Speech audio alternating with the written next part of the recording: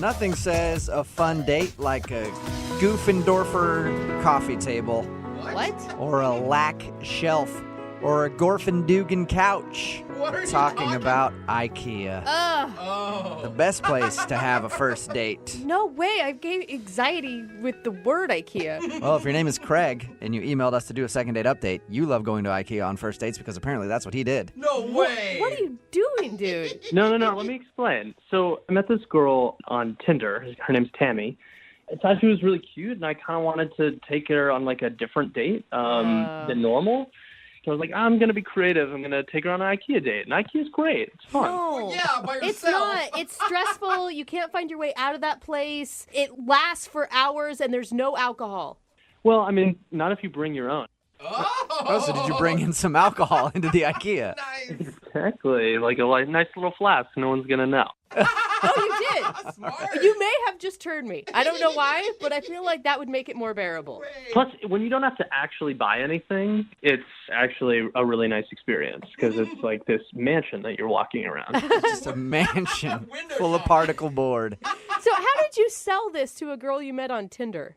So we were chatting, and she kind of, raised how it was like she goes on a lot of normal, boring dates and how she's kind of over getting coffee, she was kind of bored with going to a restaurant. And I was like, all right, well, I'm going to take you on like a fun date, like on a different date.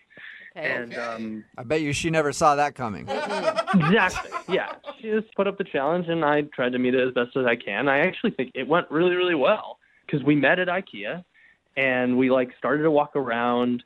And it's fun. We're like taking stupid pictures. We're like pretending to watch like the cardboard TV. We have like a pretend argument in the kitchen. It was like so much fun. It was a blast. It's like performance art at IKEA. I bet that was fun. Exactly. And we go and we have like the Swedish meatballs at the cafeteria or whatever, and like no one was there. And at the end, I kind of bought her fake flowers because they have like those flowers at the very end that you can get. Cute. And, yeah, it was cute. Like, come on, that's a good date, right? Yeah. Well, and it sounds like she was like in it. Like she was into this. Totally. So to me, you guys are a match made in heaven. I mean, thanks. Yeah. And you don't have to spend a lot on dinner. I mean, those Swedish meatballs are super cheap. Yeah. And they are delicious.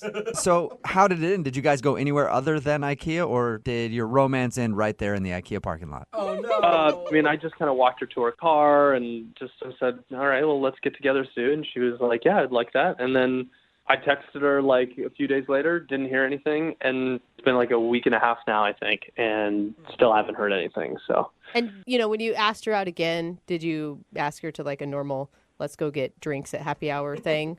Yeah, I mean, like if you're asking if I want to bring her to Best Buy next time, no. Oh, man. So why do you think she's not calling you back then?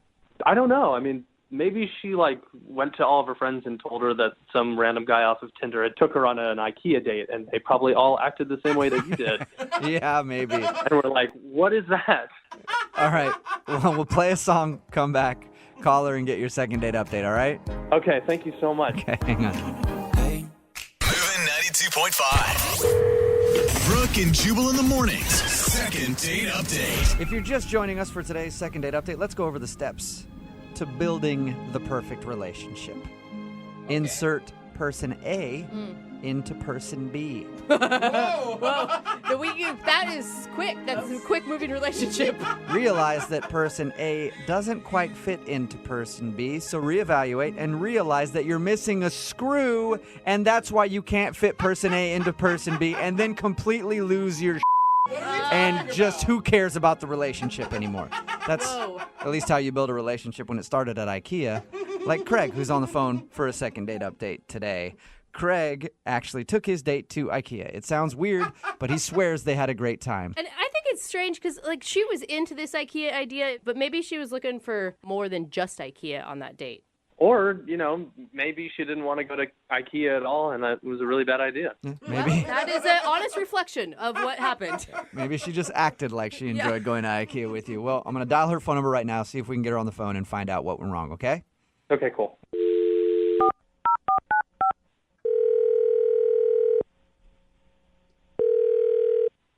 Hello, Hi, can I speak to Tammy, please?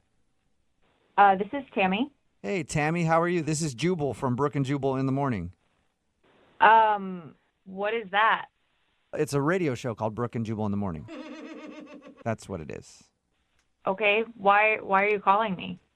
Well, I'm calling you because we do a segment on our radio show called the Second Date Update. Okay. You still sound confused. I don't know what that is. I don't really listen to the radio that much. Okay, good. I'm glad. Well, thank you. A second date update, what it is where if you go out on a date with somebody and then end up not calling them after, they email us to see if we can get you on the phone and find out what went wrong. Oh my God. Okay. Okay, and so one of our listeners emailed us about you. Oh, great. Yeah, it just keeps getting better, doesn't it? I'm going to say that you probably remember this date because it happened at Ikea. Yep. All right? So, yeah, Craig is wondering why you're not calling him back. He told us about your Ikea date, and everybody in the room feels like you're probably not calling him back because he took you on a date to Ikea. Oh my God.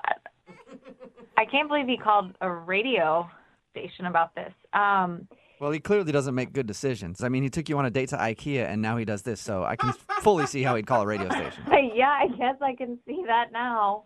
I don't know, though. It sounded like from his description you were into it. Like he said you guys were like pretend watching TV and you enjoyed the Swedish meatballs. Yeah, I mean, it was a cool idea. It sounds like he already kind of told you a lot about it. Yeah, he did. I mean, he pretty much broke it down to us. Said you guys hung out there, watched the fake TVs, and even had a pretend fight in one of the bedrooms or something like I that. love it. We did. All that was fun. Okay, well, if that was fun, then why don't you want to see him again? There was a couple moments there that it went from being kind of fun to kind of weird and uncomfortable. He didn't use one of the display toilets, did he? Oh my gosh, Jubal. I've always wanted to do No, that. he did not do that. Thank God. I don't know That what could would be be- worse than that, so what did he do? Well, it wasn't as bad as that. I'll give him that. Okay, good. We went to different beds Uh-huh. around the store. And the first time we got to one, he jokingly was like, "Oh, tuck me in. Tell me a story." That's funny. And the first time it was cute, and like I did it, and he was like, "Talk to me in a mom voice." And so I did that, and like, sure, it was a little weird, but like I was playing the game, playing along. Plus, he could have gone the total other direction and been just a total perv the first time you got in bed. That's true. That's true. See? And he did not do that. So I am thankful for that. But it's just that happened like 3 or 4 more times. Like each time we came to a bed, he wanted me to tuck him in and read him a story. And he was asking for me to, like, when I started talking, if I started reading this story in a normal voice, he was like, "No, use your mom voice." And Oh my Weird. God. Yeah. Come on, to his defense, maybe he's just really bad at role playing and he's not very creative. So he saw that you thought it was funny the first time and he just kept the joke going. yeah, I guess so. But then he put his thumb in his mouth, and it just was weird. It just got to be way too much, and it was creeping me out. Yeah, I can see that creeping you out even after one time, but over and over and over again. Read me a story, mama. Yeah, no, it was weird. Oh, It was no. I love how Ikea brought out his mommy issues. Yeah, I don't know. I don't know what happened. I had to get out of there. Understandable. Well, then I probably shouldn't let you know that he's on the phone listening to this conversation and wants to talk to you, mama. God, you're joking, right? No, I'm not. Your little boy is listening. Hey, Tammy, it's me, Craig. Hey, Craig, what's going on? Just listening to the story about your experience of our IKEA date. I don't know. I felt like the first time I did that, it was really funny and weird. I felt like you laughed really hard, and I do this thing where like I beat a joke to death, and I definitely did it this time. And I, man, yeah, I guess that is a little weird. Even So- you admit it's weird. So it was a joke and not some weird sort of fetish fantasy thing that you're trying to live out in IKEA? No, not at all. Nothing like that. But See? it was me being awkward and thinking that you thought something was funny, and then I realized in retrospect, oh my God, that was so creepy. Are you sure? Yeah, but like you wanted me to call you Craigie Poo. Oh, Craigie Poo. Yeah. Again, funny at the time. Now that I hear it again, totally creepy. See, at least you can admit that it was really creepy, Tammy. Yeah, retrospect. I mean, right? I was on his side until the thumb sucking thing, and then I felt like that pushed it over the edge for me. But maybe you're more forgiving. Craig, I had a really good time, but it went from like 0 to 60 in like 2 seconds, and it just I got know. real creepy. I know. Can I be like super honest with you? Is that when I like someone and I think that something's going really well, I just get kind of nervous. And I think about 2/3 of the way through the date, I felt like we were really grooving. And when I get nervous, my jokes just go down the toilet. When I get really nervous, I become a 2-year-old and suck my thumb in. Yeah, no, I just thought it was really funny at first, and then I got really super awkward by the end. And you could probably tell because by the 3rd time, I let out that weird giggle that was supposed to be a joke. Yep. Terrible.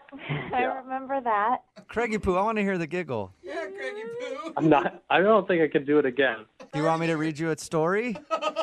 I can't go down this road because I might try to be funny, and it's not going to work. All right, well, I'll save you then. Look at Tammy, would you like to go out on a second date with Craigie Poo? Now that you know it wasn't a weird thing and it was just a joke, we will pay for it. I don't know. My friends gave me a lot of crap when I told them about the IKEA ordeal. Oh, come on. He's the most self-aware weirdo that we've had. That's true. Come on, Mama Tammy, come tuck me into bed again. Whoa, what? Is that Tammy talking? Who's talking? No, that was Craig. Oh my God, that is Craig! Craig, what? I'm sorry, it's so weird. It is so weird. Why, don't do it if you know it's so weird. And it's so believable. Yeah. Sound like a girl. You No, it sounded sounds like like a a horror movie is what it sounds like. That was the voice he was using that night. Oh, my gosh. Well, I'm just trying to be funny. Please go out with me again. I Oh promise my I won't make God. any more jokes. If you could come back from that, Craig, it's going to be amazing. I promise. If you go on one more date with me, I promise. No more Mama Tammy jokes. No more. Tell me! Oh, my gosh!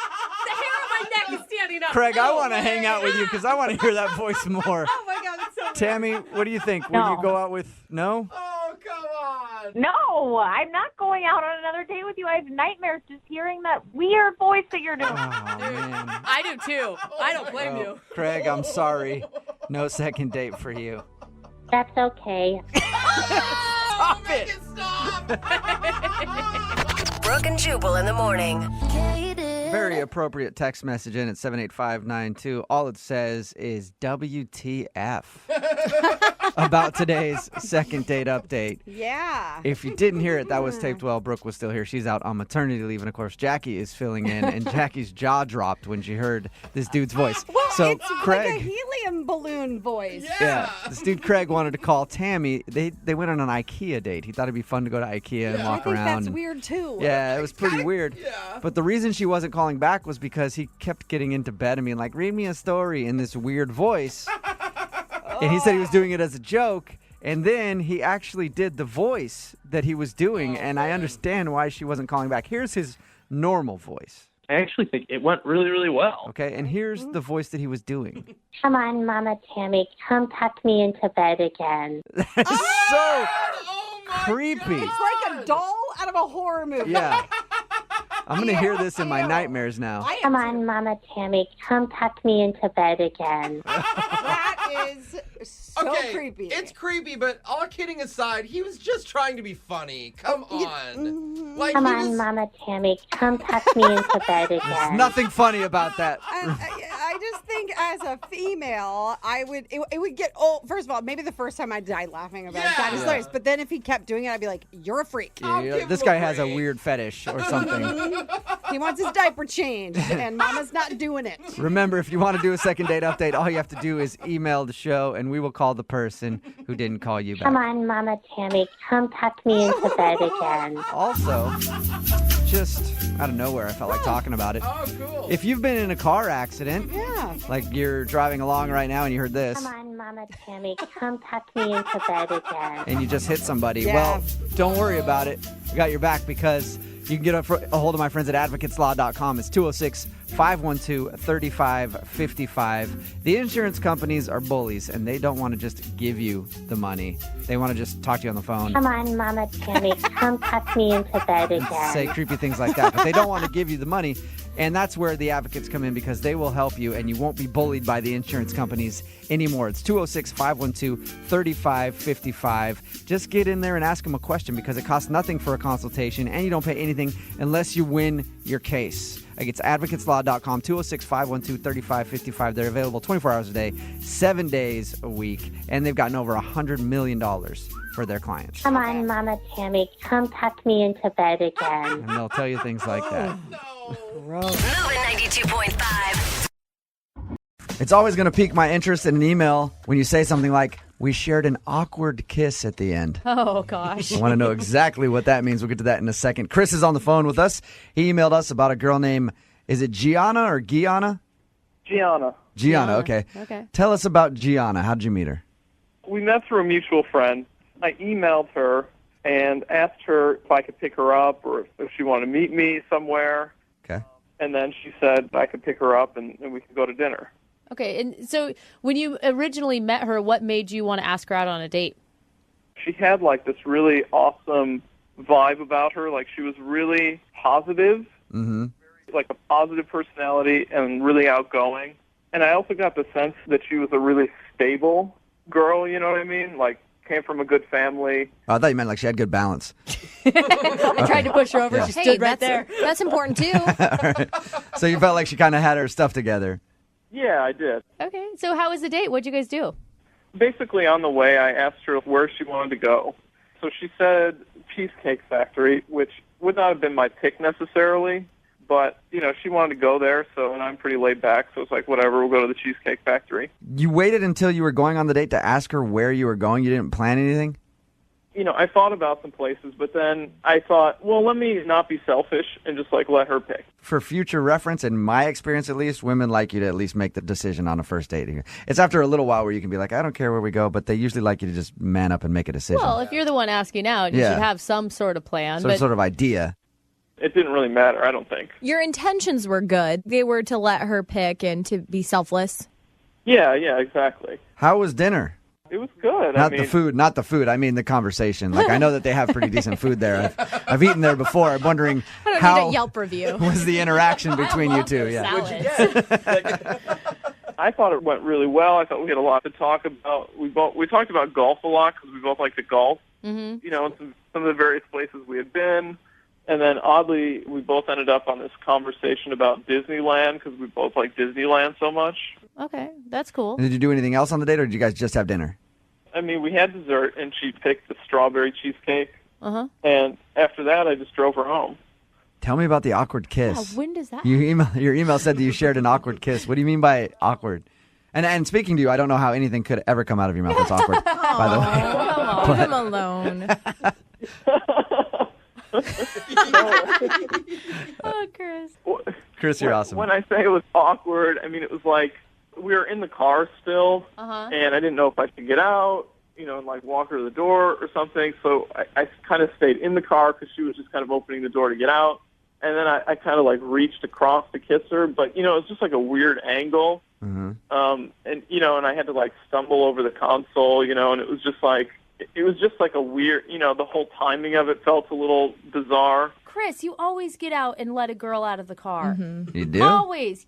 Yes. Oh. Jubal. No, I just let him get out. No. Yeah, I'm not trying to walk a girl to the door. This is in the 50s. He just lets them stumble out in a drunken stupor. Yeah. What, do you lean over, open their door handle for her, and say, "Hey, see you later"? Yeah. If he slows down, that's something. Okay. So anyway, you tried to kiss her and it went weird. Yeah, it was a little weird, but I thought it was good, and I didn't feel like she resisted it, you know, or anything. She didn't back away from me, or You didn't have to grab her arm and pull her in with all your might. How long did the kiss last? oh, I mean, it was really quick. You know, I didn't try to linger. Did she just close the door, walk up, and that was the last you've seen or talked to her? I've emailed her, and But you haven't tried to call her. well, no, I haven't. Okay. And you can't think of anything that would have gone wrong on the date other than your weird Not kiss? that I know of. I thought it was good. Okay. I really did. All right, well, we're going to call her in 3 minutes and get your second date update, okay? Okay. All right, just hang on. Moving 92.5. Brooke and Jubal in the mornings. Second date update. Remember, if you want a second date update, all you have to do is email us, brookandjubal@moving925.com. We will call the person that didn't call you back, just like we're about to do for Chris, who is on the phone with us right now. He went out with a girl named Gianna. They had dinner and then shared an awkward kiss at the end of the date. He has no idea why she won't take his calls or set up a second date. Chris, have you been thinking about anything that you want to say to her when we get her on the phone? I don't know. I mean, I'm actually starting to get a little bit nervous, to be honest. Are you? She just hasn't responded, and now I'm sitting here and I'm like on the radio. I mean, I haven't really done this before, so I'm just, I don't know. I'm just feeling a little jittery all of a sudden. Okay. I feel like this is the craziest thing Chris has ever done in his life. I can't really describe it, honestly, but I'm feeling a little nervous. Okay, right. Chris, breathe through Well, it. Breathe the through good it, thing bud. is you don't sound nervous. No. Okay, good. You sound like you're ready to go. All right. You're just lying to the poor man. Oh, God, is that sarcasm? Yeah, that was sarcasm, Chris. Not at all, man. You sound like a rock right now. Oh. Are you ready to call her? Yeah, I'm ready. Here we go. All right.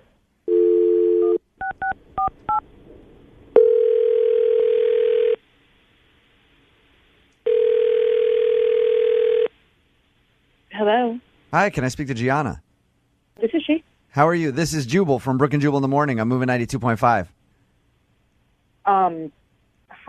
Hi. How you doing? Good. You recently went out on a date with a friend of mine.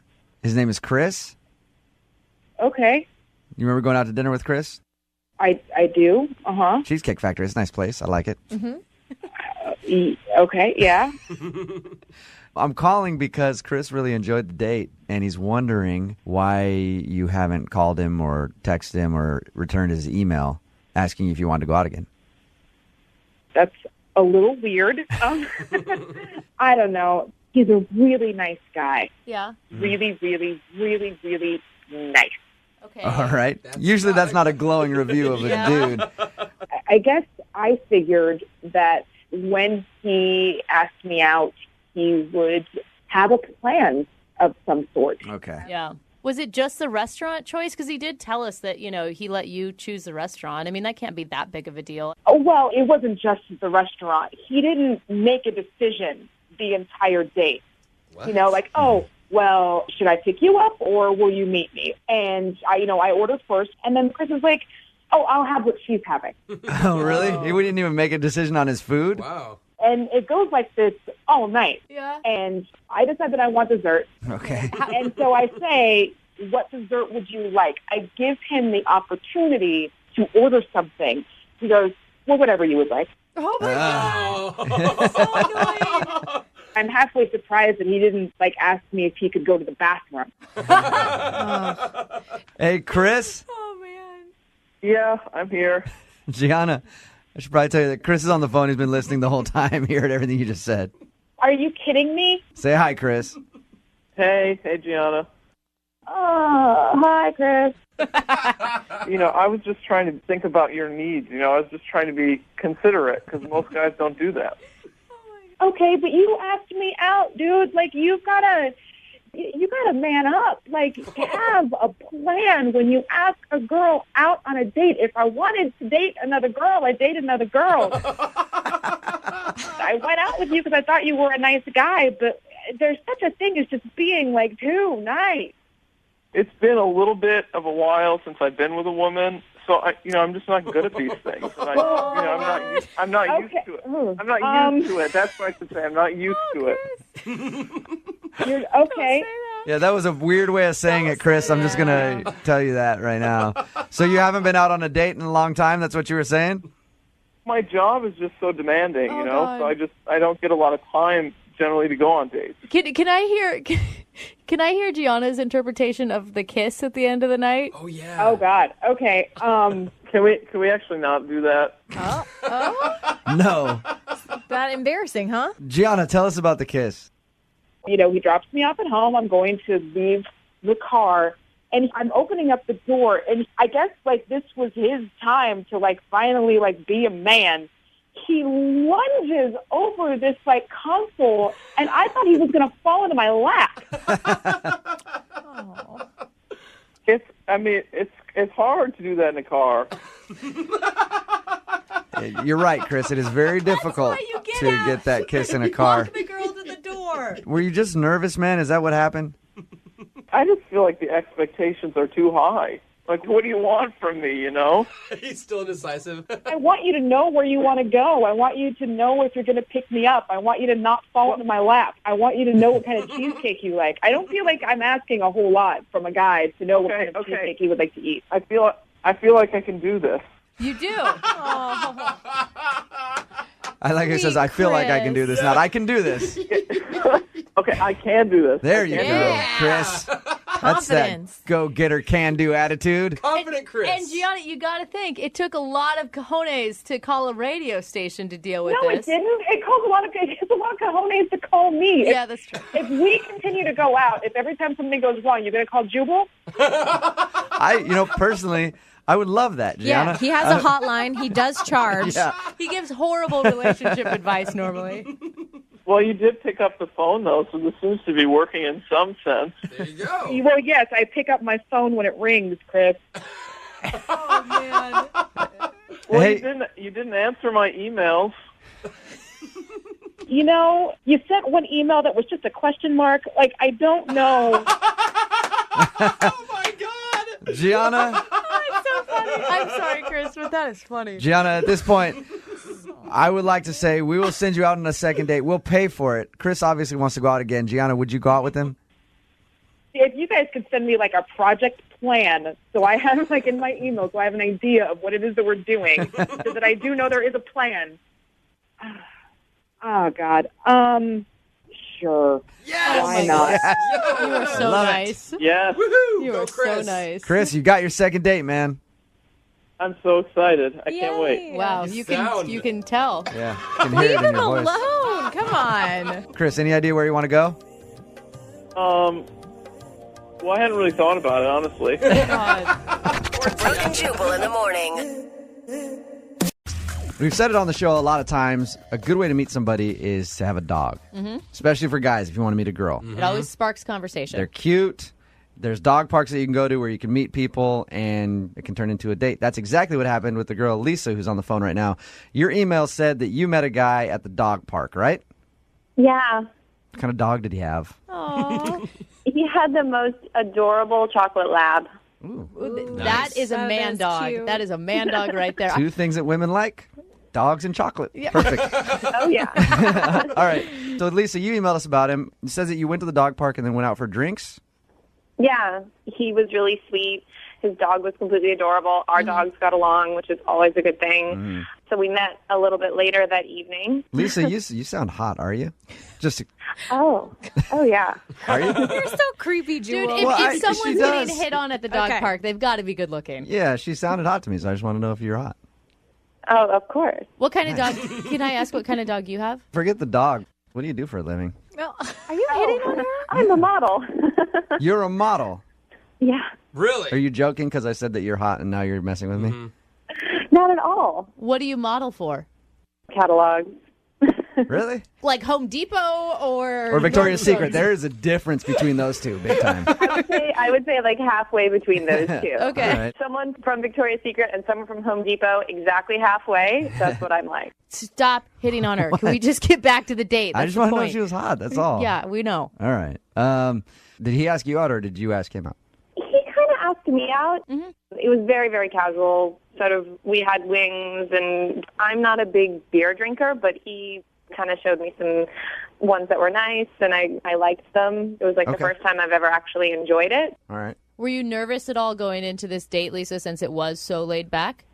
Not really. I mean, it was just really easy to talk. Like, the dogs were a perfect conversation. Right. Like, whenever the conversation started to lag, Right. we could just talk about that. What'd you like so much about him? Was it just that he was funny and everything else and made you feel comfortable? He was really interesting without being, like, making the whole conversation about him. He introduced me to beers that I enjoyed, which I'd never experienced before. Did he really like the fact that you were a model? Oh. He hated Of course. it. Yeah. I'm sure he hated it the He's whole like, time. great, another model that I have to go on a date with. I think this is really interesting because it sounds like he was the one that initiated everything and that you weren't really actually looking for a date.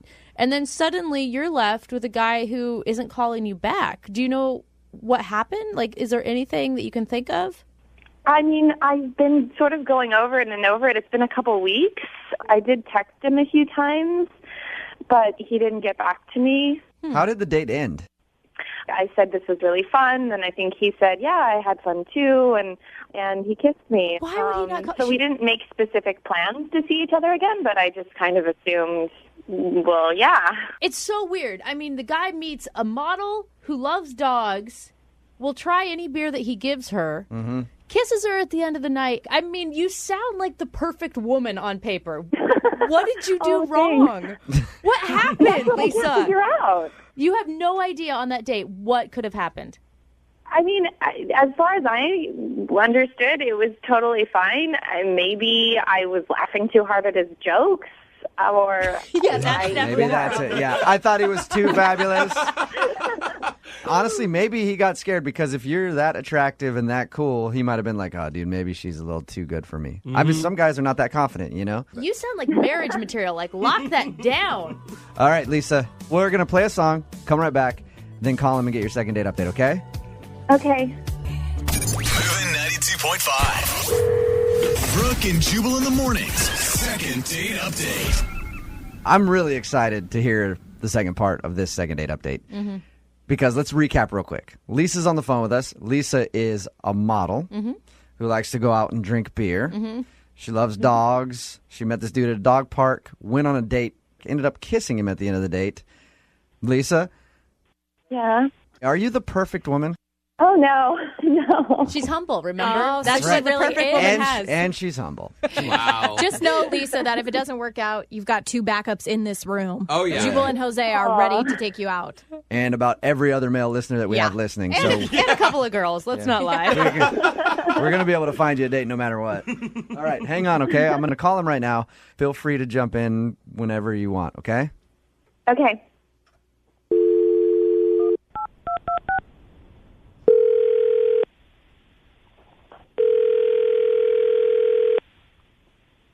Hello?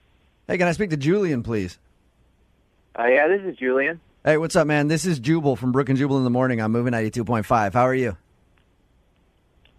I'm good, man. I'm good. How are you? Not too bad. Just calling you to chat for a second, if you have a few.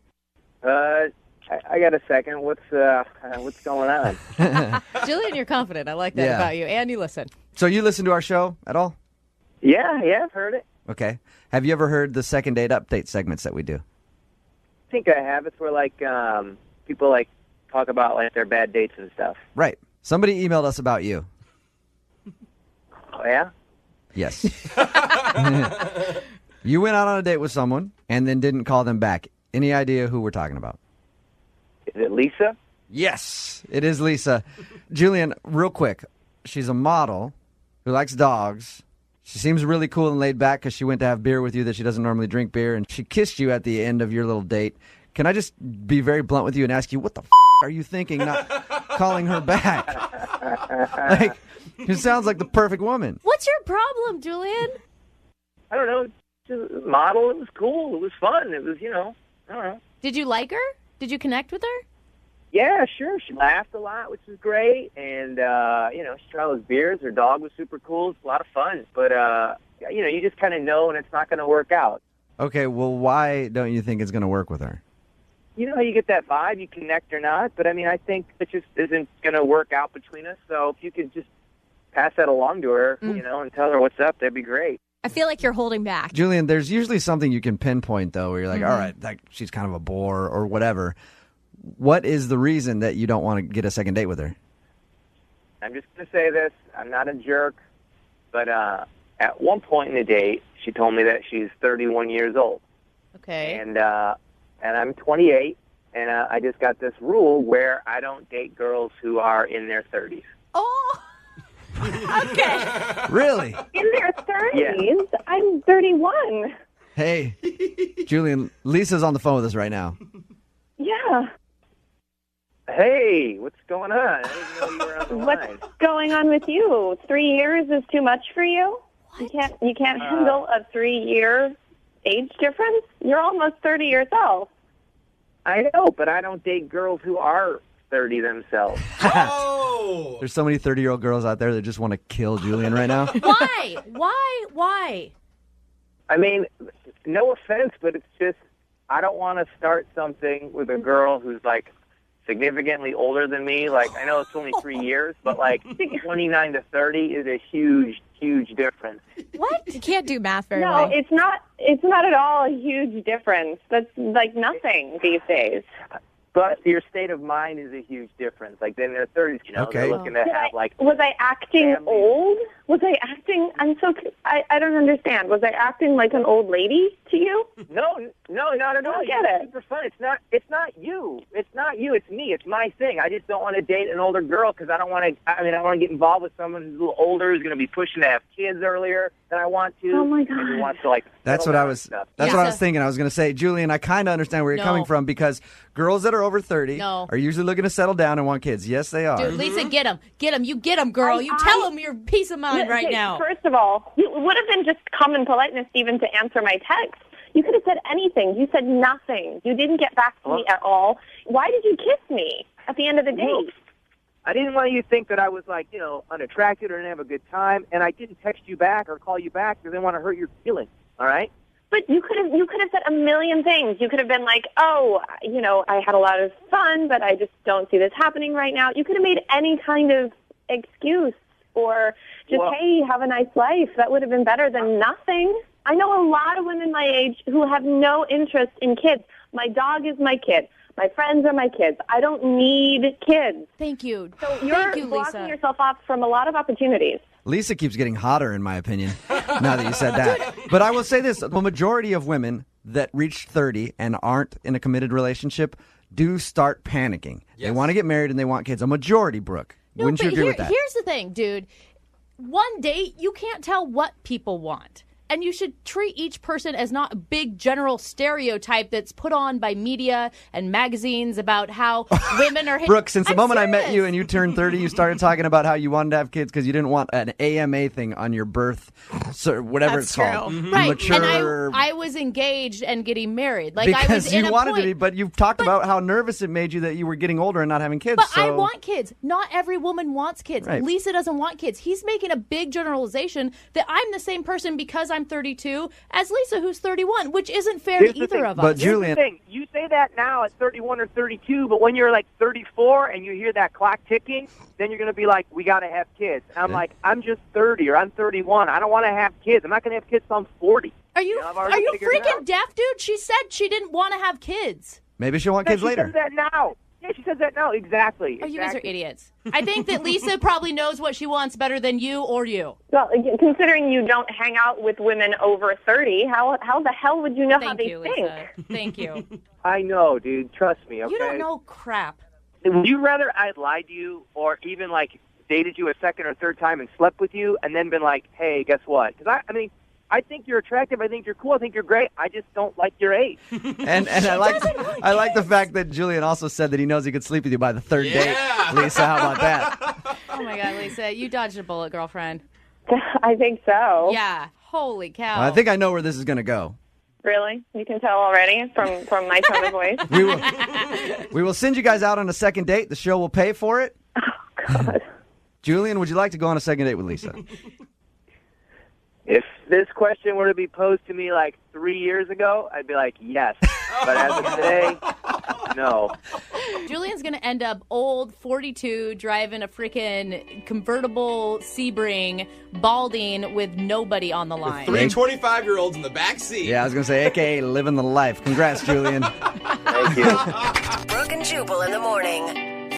The guy that emailed us for today's second date update is making me very jealous. Oh, no. Very jealous. Why? Because his first date was with a stripper named January. Oh, it was not. Damn it, and that is not her real name. Are you kidding me? Listen to this. So, Kurt, you met this girl at a bachelor party, right? I did. Look, I know it sounds really funny. I know I get it, but she totally blew my mind. I don't know what to do. Hold on. That's what she's supposed to do for a living. Right. Did you hire her for the bachelor party? I didn't hire her. No, my friends hired her. But she was paid to be there. Yeah, she was working. Yeah, she was working. She was doing her thing on the dance floor. Oh, my goodness. I'm so jealous of you. So I am. Why would you want to date a stripper? Every other guy gets to see what you're bringing home every night. Yeah, but there's a lot of reasons. Just watch the way they move. Okay. So how'd this work? How'd you end up going on a date with a stripper from the bachelor party? All right, so it's my friend's bachelor party, and, you know, there's a couple of strippers there. One of them is her. She's totally drop-dead gorgeous. I mean, not in a dirty, skanky stripper way. In a classy, conservative way. Yeah. Like what?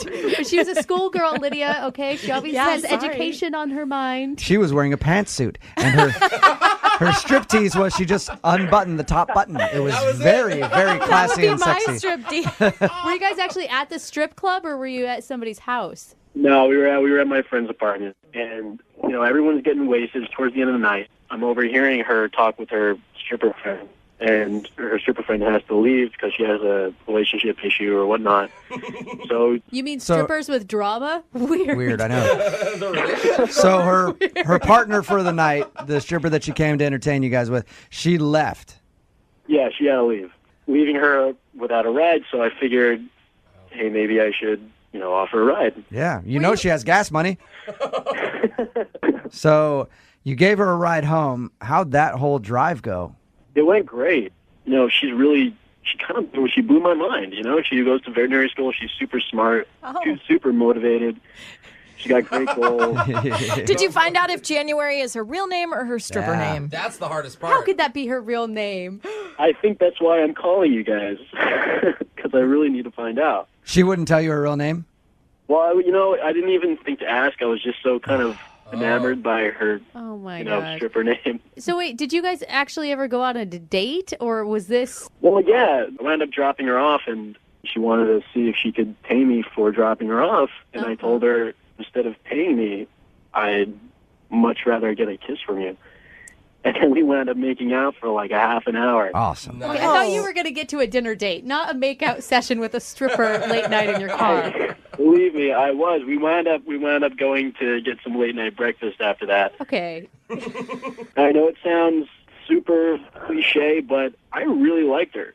Like, I really, really dug her. Anytime I meet a stripper, I always really, really, really like her. And I feel like there's a connection, but usually it doesn't work out for me. No, he likes her. Well, Do you really want to date? I like her more. I like her more than a stripper. Do you really want to date a stripper? You would be fine her being a stripper if you guys continued this. Well, you know, we were talking about that, and she said that she would not be doing it forever. So I would. Don't they all? Well, I don't think that they have the option to do it forever is kind of the problem. Oh, no, Gravity no. sets in. They do, Brooke. Trust me. There are some that have been doing it for a long time. All right, so have you tried to call her since you went out on your little breakfast date? She gave me a number, and I've been trying to call her, and the girl won't get back to me. And I think it's because she just thinks that I, you know, want her to strip for me or whatever. But I actually do want to talk with her again. Okay, then we'll call the number you have right after this and get your second date update, okay? You are the best. I know. Hang on, though. Okay. Thank you. Moving 92.5. Brooke and Jubal in the mornings. Second date update. I'm in love with a stripper. You just had to. Yeah. You just had to. Welcome to the second part of your second date update. Kurt is in love with a stripper who he met at his friend's bachelor party. She got in an argument with the other stripper, or the other stripper had some drama and had to leave, and this girl needed to ride home. Kurt, being the knight in shining armor that he is, took her home. On the way home, they ended up making out, and then they went out for a late night breakfast, and he's been trying to call her but can't get a hold of her. Her name is January. You wanted to say it in a stripper voice, didn't you, in the DJ stripper announcement? I kind of did. Kurt, you ready to give her a call? Yes, sir. Oh, man. Kurt, do you think that she actually likes you, or do you think she just wanted your money that night? I think she likes me. Okay. I've thought a lot of strippers liked me. I've gotten a lot of their phone numbers, too. Usually they call them and they go, yeah, I totally want to hang out. Come meet me at the club tonight again. Bring lots of ones. And they keep doing that. And you don't know her real name at all. Nope. All right, let's give her a call and find out why she's blowing you off. Yes, sir.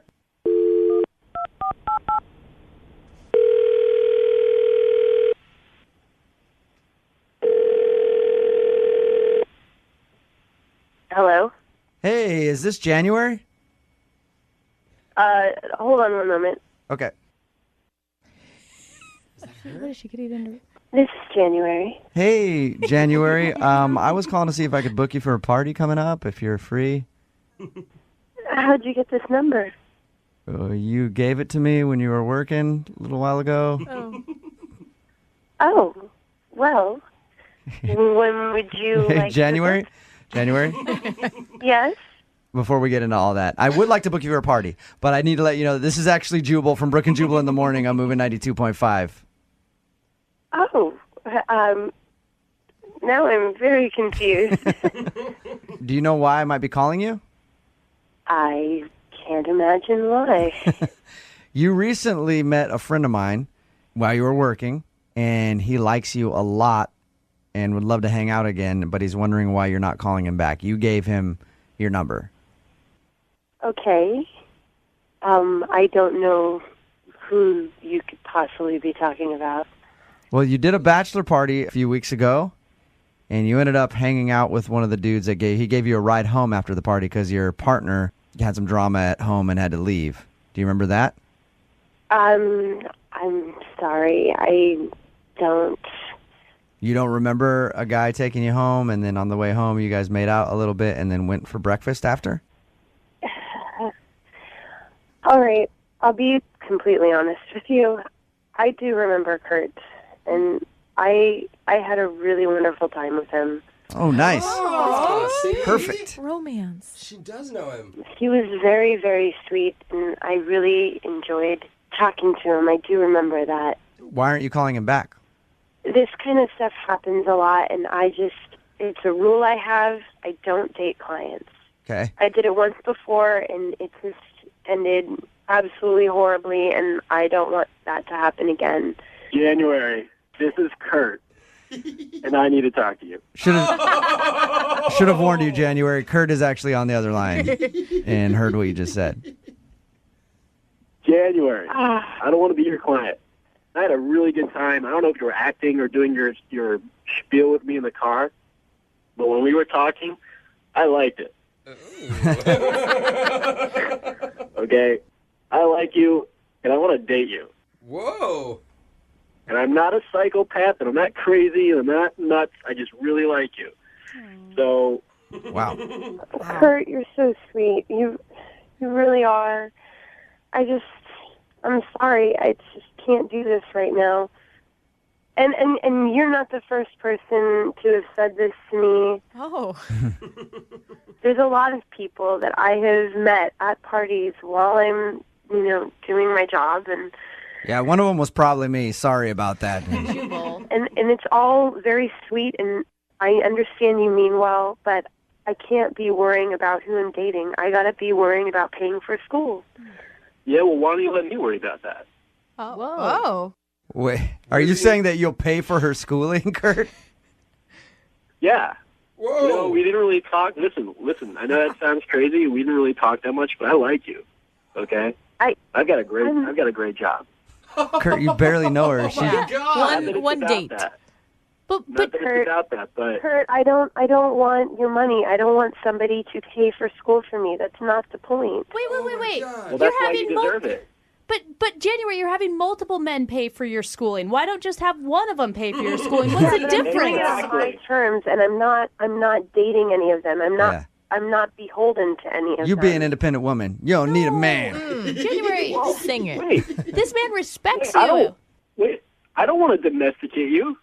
I don't want to hold you down. I just want to date you. What? Yes, but I don't want you paying for my school. That is something I am doing on my own, and I don't want to owe anybody for it. Well, let me at least pay for your first quarter so you don't have to dance anymore. What? You want? Oh my God. Kurt, you want to pay for her first quarter of school so she doesn't have to dance? Absolutely. Wow. Are you 100% serious here?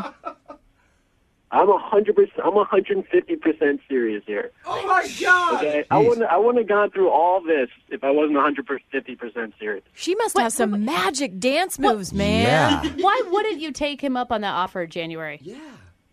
Because I don't really know you that well. We had one really great talk together, one good makeout session, and I don't feel comfortable with that. January, I don't think it matters. Don't look a gift horse in the mouth, okay? And not just that. It matters to me. But I feel like you have a man that respects you right now, and that you could like turn the page and start respecting yourself too, and get out of this business. Brooke thinks it's like Pretty Woman. I'm just saying. It could be your chance to change things. You're going to be shopping in Bellevue and be able to walk back into a store like, you made a big mistake. All right. Be happy. Everyone deserves happiness. Generally, I don't even know your name. January, what's your real name? Come on, please. My real name is Erin. Yes! Yes! Yes! January, you don't know how wonderful that is to have learned that information. That's all I ever try to do is get someone who does your line of work. I'll try to get their first name all the time. Thank you, Erin. Erin? Yes. I'm not offering to pay for your schooling or anything. We'll pay for a second date with Kurt, Come on. and you can get to know him a little better, and then maybe decide what you want to do from there. No expectations. I promise. Don't Give me one more chance. I like you. That's it. I just want a second date. Come on, Aaron. Look, you're sweet and you're caring, and Come on, do it. I What's it going to hurt? I really appreciate your Oh my God. Make one good decision. persistence. What's it going to hurt to go? What's it going to hurt to go out with him and just get to know him a little better? I will give it. Yes, I will go out with you. Awesome. Yeah. Ladies and gentlemen, I'd like to introduce you to Erin. Coming to an Applebee's near you. Going to be having lunch with Kurt.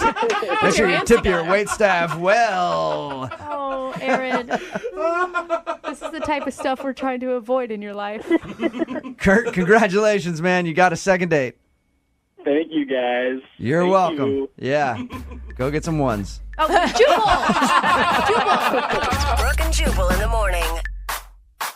Tell you from experience, and I feel like most of the dudes listening right now would agree with me. Anytime, like one of your buddies has a girlfriend and she goes, I have a friend you should meet. She's really cute, and you guys would be perfect together. Oh.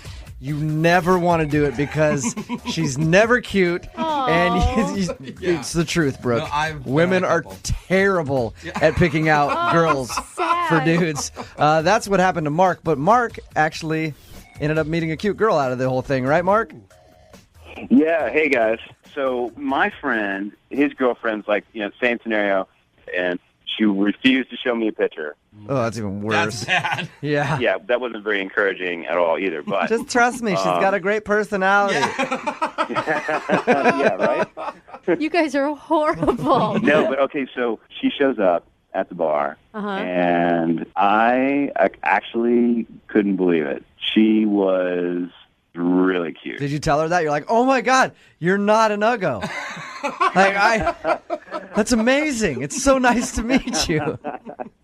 Well, I probably did because I was like, I tried not to stare at her. I was like, staring at her for like the first minute. And then, as we talked, she's like, big in the cycle and yoga. I love Ben. It's just funny to hear. Yeah, how was the whole evening with her after you met her? And obviously you liked her enough that you want to do a second date update. So it was a positive thing for you. Oh, she was awesome. She's completely easy to talk to. I mean, I thought the connection was on, like right off the bat. One of the things is when we left the bar, I was just feeling it, and I kind of went in for a kiss. And I don't know if it was instinct or what, but she slapped the bejesus out of me. What? Whoa, she slapped you? Dude, she did not think the night was going the same way you did if she slapped you. I'll tell you that right now. Then she just profusely is apologizing. What? And then she grabs me, and then we start making out. What? Dude. She sounds like a lunatic, which it means good job. Just smack you and then start making out with you. That's Come great. here, you fool. I I kind of wasn't. I mean, I didn't know what to do, but I was not arguing when she grabbed me and we started making out. Somebody who can have mood swings that quickly, I wouldn't want to argue with either. Just do whatever she wants. How drunk were you? I mean, we were pretty wasted. I mean, we took a lot of shots. How did your date end? We ended up taking a cab to my place. After the slap? And she spent the night. Nice. Wow, that is quite a recovery from the slap. I just think I freaked her out because I kind of came in, I don't know. I think I just came in too strong, and I think she just freaked out or whatever. I don't know. So how did things go the next day? Okay, let me just digress a second because my parents were to be at my my apartment at 7 in the morning, and I really did not want her there. Yeah. When they got there, What are you talking about? That's the best way for them to meet this girl. They just walk in and she's just sitting there just disheveled. Yeah, I just met this chick last night, Mom. How awesome is that? High five me. Dude, no girl wants to be there either. Did you just tell her so that she could leave on time? I would have bailed quick. I tried to tell her about my parents. Yeah. And I don't think she believed me at all. Oh, I mean, she didn't say anything, but she had the vibe. Was there and so I texted her later on, hey, sorry about this morning. I really had a great night. It was great to meet you, And then I was like, I would love to see you again. And she said, don't ever call me again. ... you pig. And Wait, so baby. that's worse than her just ignoring you. She actually says, hey, you're an a-hole. Don't ever call me again. That's a slap via text. Yes. Yeah. See, normally I can figure that out for you, but this girl, she's kind of an enigma for thinking me. bipolar. Yeah. That's all. Seriously. You think that she felt like you were just kicking her out because you had something else going on. Okay. Yes. And I was Right. really, I was, profusely apologizing to her. I mean, I'm like trying to, I'm being honest. All right, we'll play a song, come back, call her, and get your second date update, okay? Okay, great. Thanks, guys. Moving 92.5. Brooke and Jubal in the mornings. Second date update. I think that this second date update is going to end well for you, Mark. What? I really do. She called him I hope so. That's why I called you, Jubal. Well, I'm just thinking about it because when you went to kiss the girl at the end of your date, she smacked you and then ended up making out with you anyway. And then when you brought her home with you and hooked up and then kicked her out in the morning because your parents were coming into town, she got mad at you and texted you back like, don't ever call me again, you pig. So I'm assuming if we get her on the phone, now she's going to be like, oh my God, yes, I love him. She seems to go from one extreme to the other. Yeah. So I think it's going to work out well for you. Oh, that's what I'm hoping. Or at least figure out what the deal is. Do you just want another hookup with this girl, or are you looking to date her? No, I really like her. Okay. Okay, Yeah. you're invested. Really had it. I feel like we really had a good connection together, Yeah. Yep. And plus, you'd be nice to hook up with her again. Oh, continue. All right. We're going to give her a call right now, see if we can get her on the phone and get your second date update, okay? All right, cool. All right, hang on.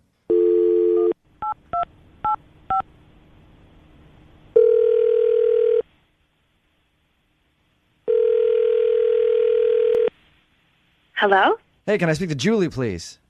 This is she. Hey, Julie, how are you? This is Jubal from Brooke and Jubal in the Morning. I'm moving 92.5. Hi.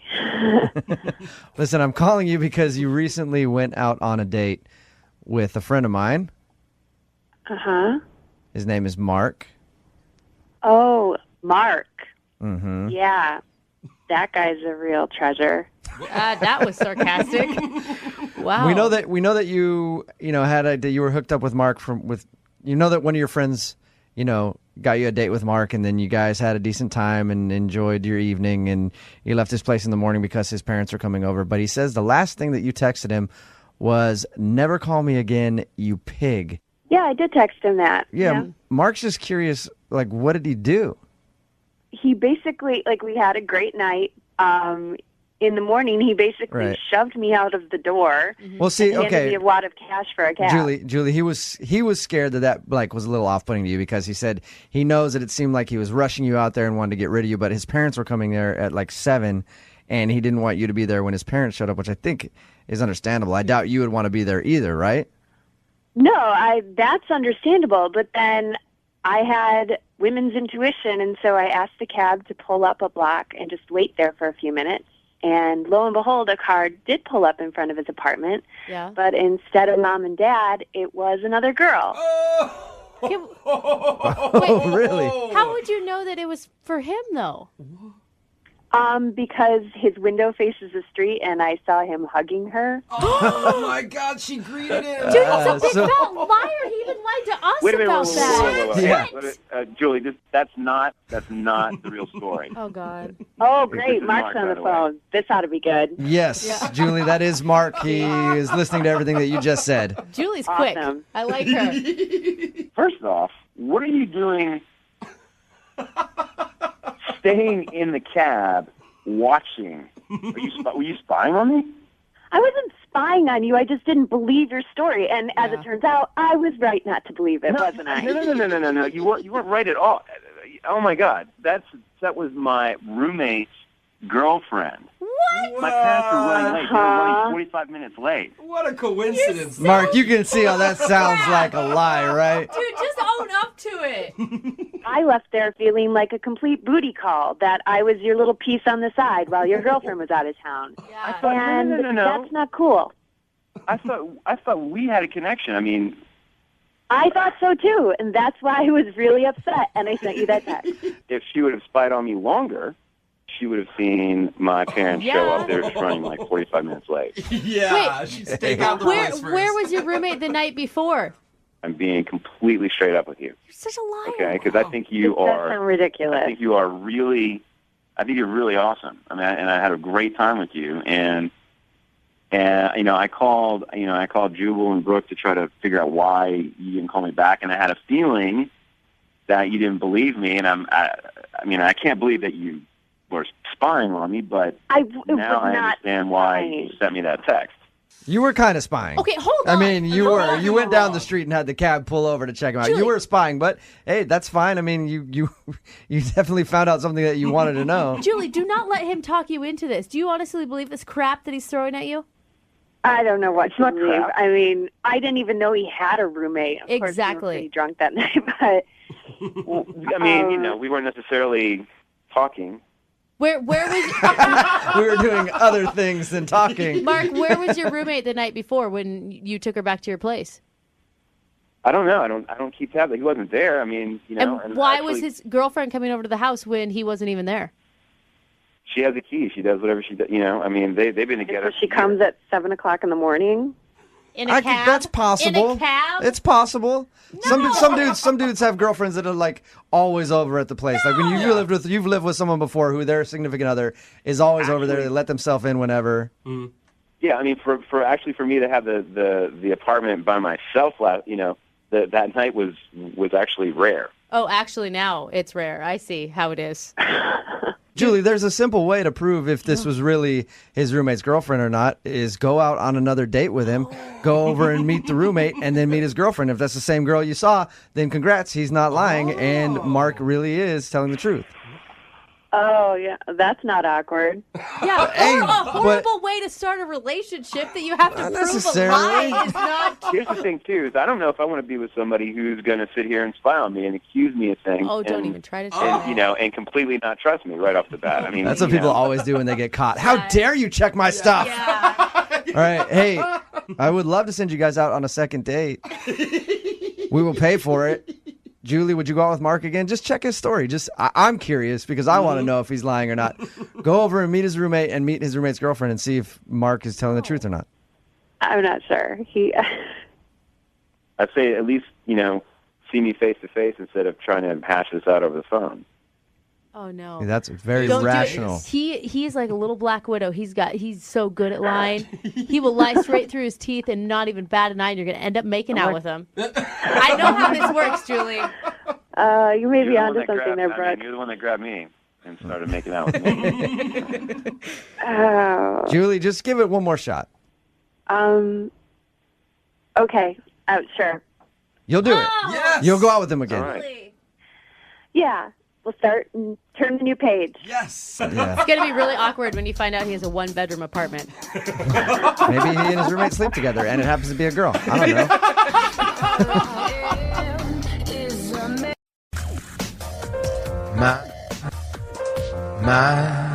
Yeah.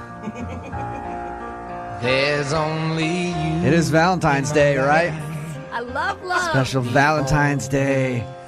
Second date Oh, I update. feel like there's so much extra pressure on this one. Hopefully it ends very poorly. No, That would make Jubal. my Valentine's Day wonderful.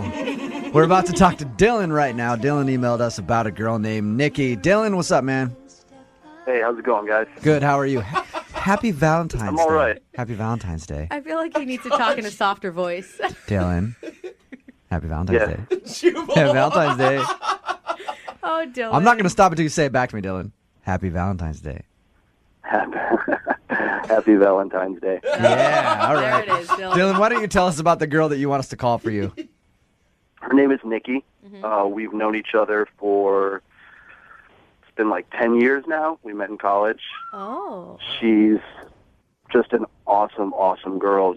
We got along really well, and just over the past 10 years, you know, there's always been, I think, something between us, but it's one of those situations where she's always dating someone or I'm dating someone, and recently she broke up with the guy that she had been seeing, or I guess he dumped her. So this is the first time, and I guess in recent memory, where we're both single, and I just feel like it's the right time to sort of make my move, because it's been hanging out now for the last 10 years, and it's always been something that I've wanted, so might as well go for it, you know? You want to pick up that rebound. Yeah. Get her while she's vulnerable. Dylan, are you saying that you didn't go on a date with her yet? This is going to be the first time you've talked to her about your feelings?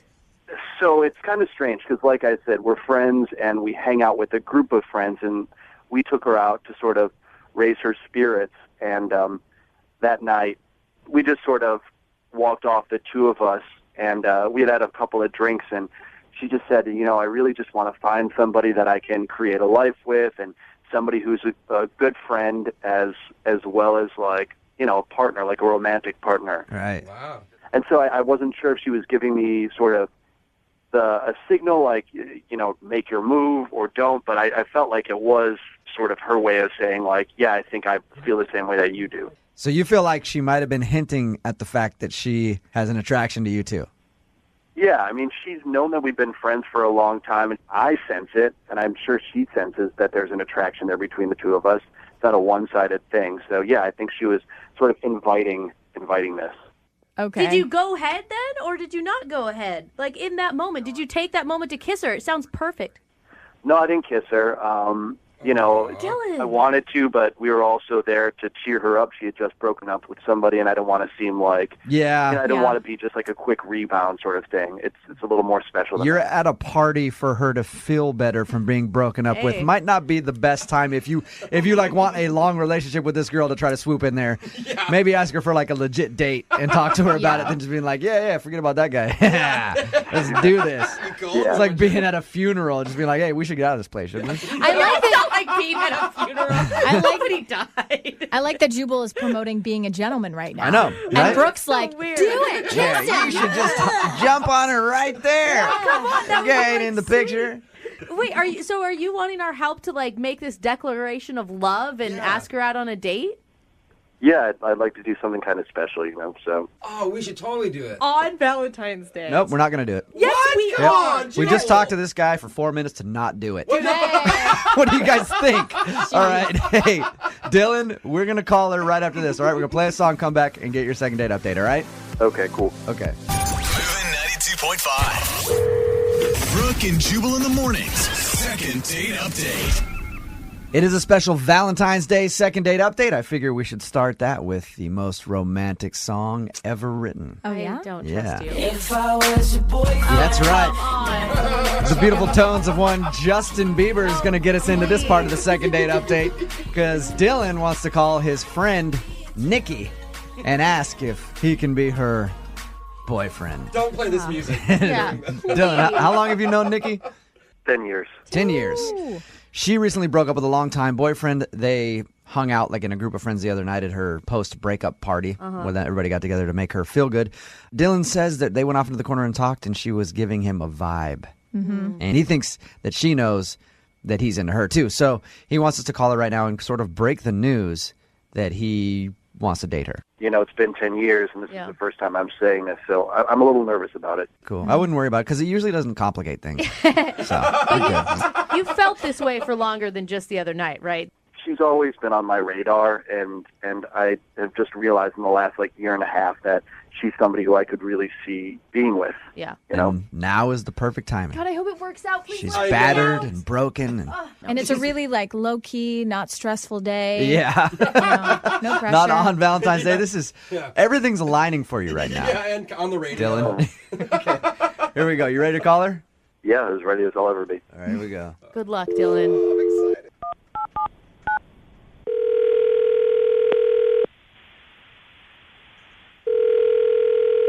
Hello, Hi, can I speak to Nikki, please?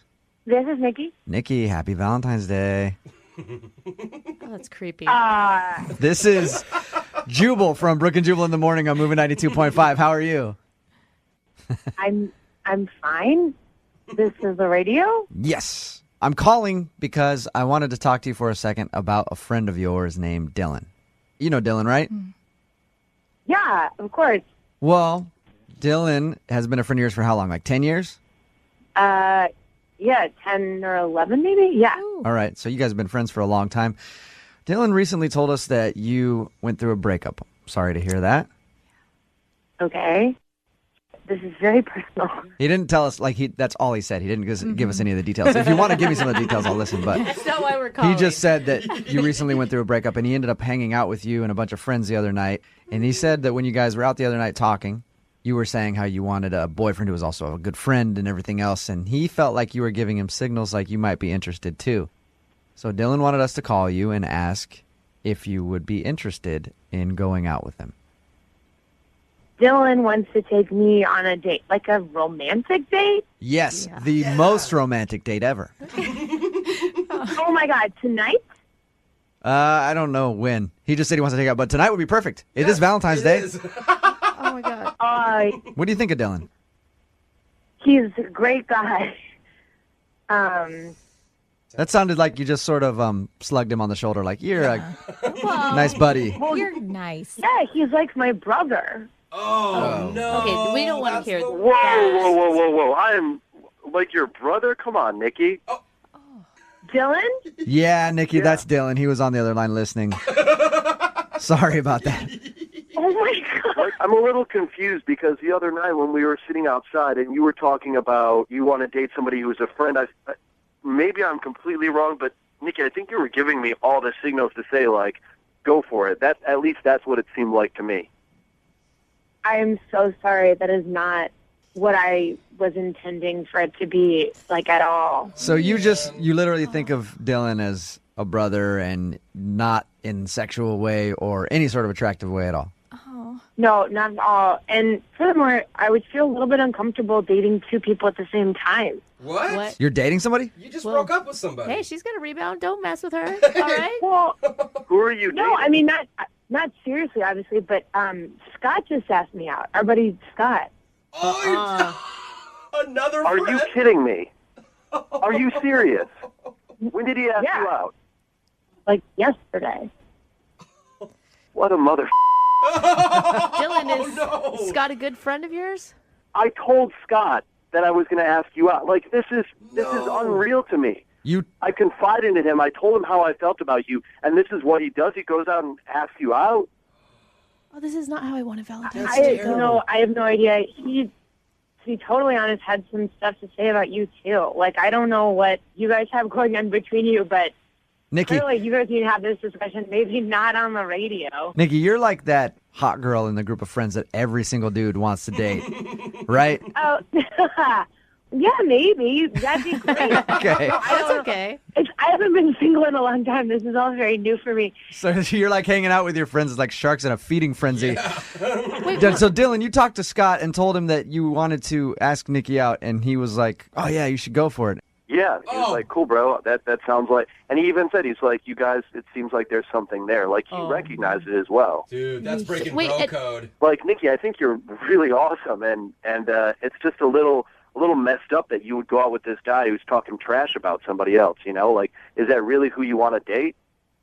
I know what I just said, but he wasn't being, crazy mean. He was just, we were just talking about everybody. I've been spending a lot of time with my friends, and it's been really comforting right now, and It wasn't Yeah, but like, now knowing that I confided in him and then he goes and backstabs me, like, just think about, look, if you don't have feelings for me, like, granted, that doesn't make me feel great, of course, but think about who you're dating now with this guy. Like, that's just not the road you want to go down. you're doing the exact same thing to him. Also, how did I get in the middle of this all of a sudden? That is not what I You did it because Dylan was smart enough to call us. Yeah. Thanks, Dylan. Hey, Nikki, would love to offer you a date with Dylan, though. We'll pay for it. You're not seriously dating his buddy, Scott, who, frankly, did go behind his back and ask you out. You should think about that. So why don't you go out with Dylan instead? We'll pay for it. I don't want to be rude, but would you pay for the date with Scott? Oh, did she really did not say just that? say that, Nikki. Oh, I mean, I understood where you were coming from. I until don't then. I don't know Scott, but he sounds like a go-getter, so maybe. It just sounds like he must be really hot. Yeah, is Scott hot, Nikki? Yeah, he's not bad. He's Yeah. He's hotter than Dylan. That's what Nikki's saying. Oh, Dylan, do you have anything else to say to Nikki? oh my gosh. I guess it changes the way that I sort of see you, and I wish that wasn't the case, but it does, so. Whoa, no! We've been together through everything. You can't end our friendship over this. You want to still stay friends, Nikki, after all this? Yeah. I would like to pretend that none of this ever happened, to be totally honest. Look, I mean, this whole thing with Scott, like, Right. I just think I need to step away from this circle of people. Like, it's just a little weird to me right now. All I have to say is I am so glad a successful Valentine's Day second date. Love is grand. Not only a relationship ruined in the romantic sense, but also a friendship gone. No! God, I love Valentine's What Day. have we done? I feel like a little wilted flower. Brooke and Jubal in the Today's second date update is going to be a little different than the normal second date update. Okay. Because the girl that's on the phone that wants to do it today doesn't even want another date with this guy. She just wants to yell at him. Oh. That's what her email said. And we entertain all the emails that you sent to us, and I'm willing to hear her out and see if we can do this for her. Andrea, how are you? Good, how are you? Good. So your email said that you don't want a second date. You just want to yell at this dude a little bit. Yeah, I have a lot to say to him. Okay. Andrea. Tell us a little bit about why you want to yell at this guy. Because he's a really, really mean person, and he doesn't know how to treat women, and someone needs to put him in his place. Okay. All right, well, Wow.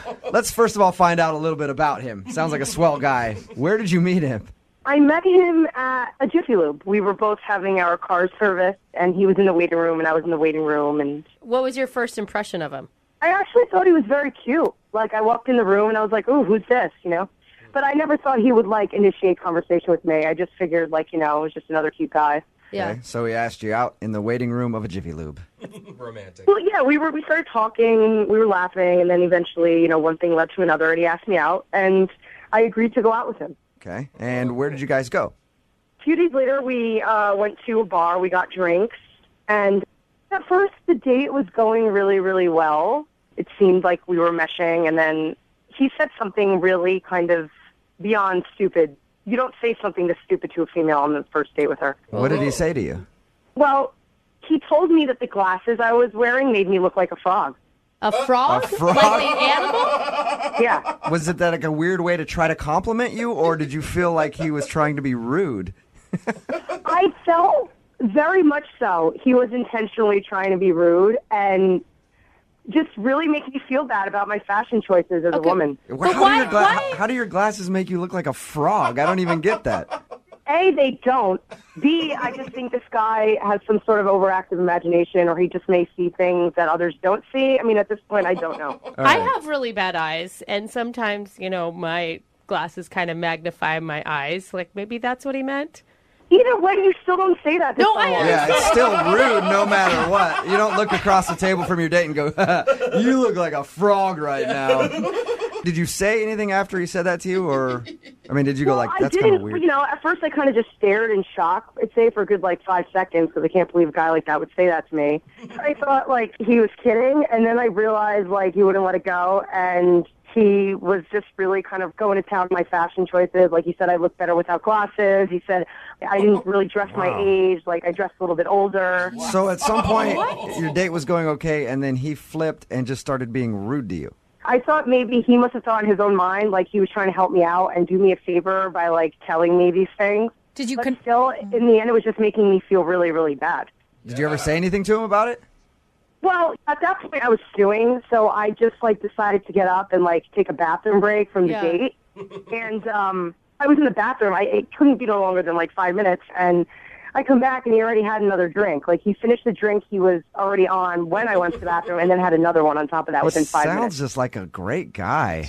I'm surprised that you want to call and yell at him instead of asking for a second date. It sounds like sparks were flying for you guys. I haven't even gotten to the kicker of what he did, because this isn't even the worst part of it. This is just the beginning. What? Okay, so telling you that your glasses make you look like a frog and criticizing the way you dress. It gets worse than that. Yes, it gets way worse. Okay, what did he say? Way worse. So I get back from the bathroom. I see he had another drink, and, he drops his phone. Yeah. So, I go down to pick it up for him, and as I'm down, he's just like, oh, yeah, that's what I'm talking about. So he dropped his phone to get a look at your butt and then commented on it while you were doing it. Yeah. But he commented. That's rude. But he commented like he liked your butt, even though he didn't like anything else about you. Well, when I went down to pick up his phone, he goes, that is actually perfect. That I would not change. Well, it was a compliment. Oh, my God. How did you not go off on this guy? I was just in total shock and disbelief that a guy like this would talk to a girl on the first date. And at that point, I was just in such a state of shock. How did it end with him? Did it end at that point? Well, I remember just getting myself together, trying to think of something to say after he said this thing about my butt. And I'm like, you know what? I said something along the lines of, we're just not compatible. I don't really see this going anywhere. And he basically said to me, well, yeah, I didn't think you'd put out anyway, so I'm going to go. Bye. Can I add? I mean, it's not an excuse, but was he wasted or something? I don't know, but like you just said, wasted or not, you don't tell a girl she looks like a frog. You don't tell a girl she dresses comfy. Then you don't do a phone trick and make her bend down so you can check out her butt, and then all in all, in the end, you just say, I knew you would have put out anyway and leave. So why are you wanting to do this in a second date update then? Why not just call him and... Well, I tried calling him a few days after I regained my bearings and I cooled off because I wanted to give him a piece of my mind. And this guy had blocked my number. Oh, my God. Well, yeah, of course. You look like a frog and you got a frumpy outfit, although nice butt. I wouldn't want to take your calls either. Yeah. So I know you guys usually use a second date update to try to set up a second date, but in this case scenario, I just want you to call him so I can tell the off and really finish him. Okay, cool. Well, we'll play a song, come back, call him, not necessarily do a second date update, but let you yell at him a little bit, okay? Okay. All right, hang on. Moving 92.5. Brooke and Jubal in the mornings. Second date update. If you're just tuning in for the second date update, this is a little different than normal. Andrea is on the phone, and she wants to call Mark. They went out on a date. It was bad because he insulted her during the date, said that her glasses made her look like a frog, and then at one point dropped his cell phone so she had to pick it up and complimented her butt, at least. And she just wants to call up and yell at him because he's blocked her phone number, so she can't get him on the phone to yell at him.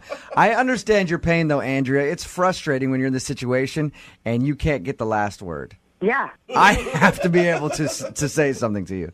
What do you want to say to him? You know what? Let me go at him. Just let me give him a piece of my mind. I have a lot to say. Well, first when I call him, I want to talk to him about the date, okay? So when I get him on the phone, I want to ask what he thought of your date. And then I'll bring you on the phone and you can do your thing, okay? I don't have a lot of patience. I can't really wait for you, so can you hurry up with this moron? I will. I'll let you yell at him, I promise. But I'm curious to see if he realized the things that he was doing on the date were really bad to do on a date. Honestly, I don't care about that. I just want to I know you don't care. I know you don't care. But just for me, will you let me at least talk to him a little bit and find that stuff out? Okay, but hurry up. Just hurry up. Oh my gosh! You know that he's not going to learn anything from this, right? It's just going to end up hopefully making you feel better. Yeah. Okay. I have no desire to see this guy again. I just want to tell him off and maybe he won't treat the next girl so poorly. Okay, cool. Probably not. I'm going to dial the phone number right now, see if we can get him on the phone. Okay. Okay. I hope he answers. Me too.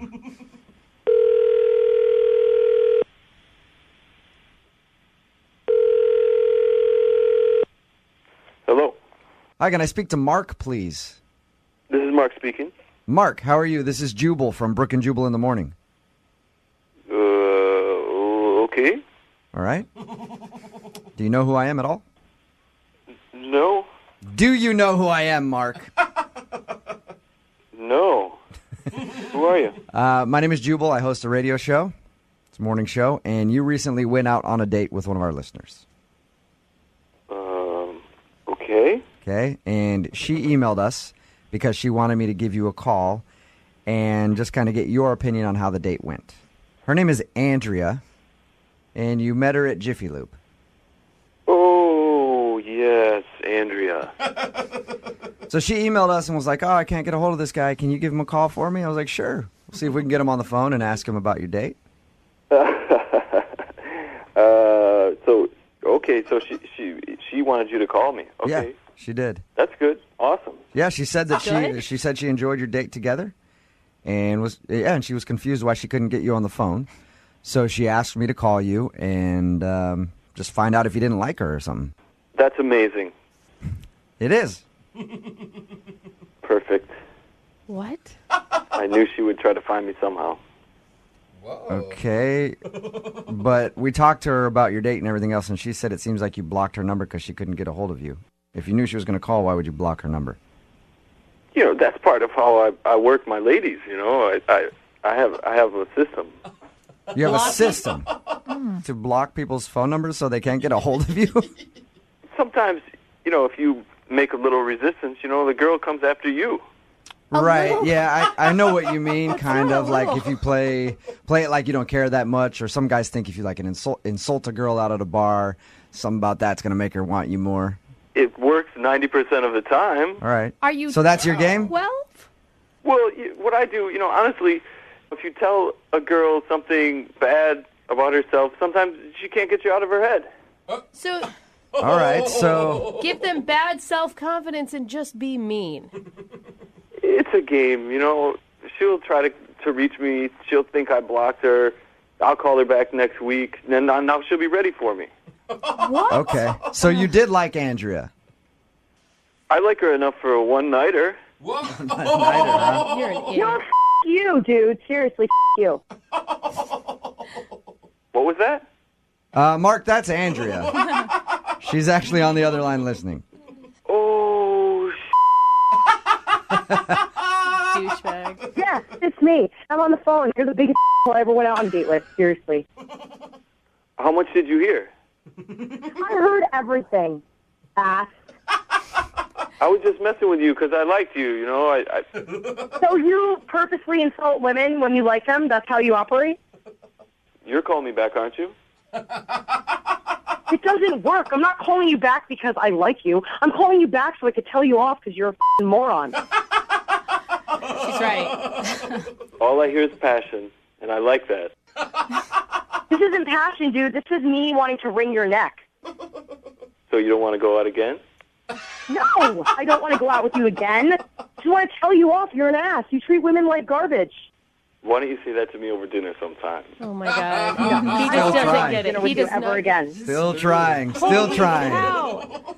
Yeah, well, he can keep on trying because he's a moron. And he's never, ever going to go on another date with me again. And with this track record, he's never going to find a wife or anything. Well, this is a second date update, Andrea, so I'm going to ask anyway. Mark, would you like to go out with Andrea again on a date? I will pay for it. Why not? Are you kidding? He wants to go out, Mark, Andrea. you are a raging idiot. He wants to go out with you, Andrea. He liked you. Hell no, I am not going out with that f***ing ass ever again. All right. Yeah, and I hope after this, Mark, you're never going to get any more dates. Why wouldn't you just treat women with respect or like as people, you know?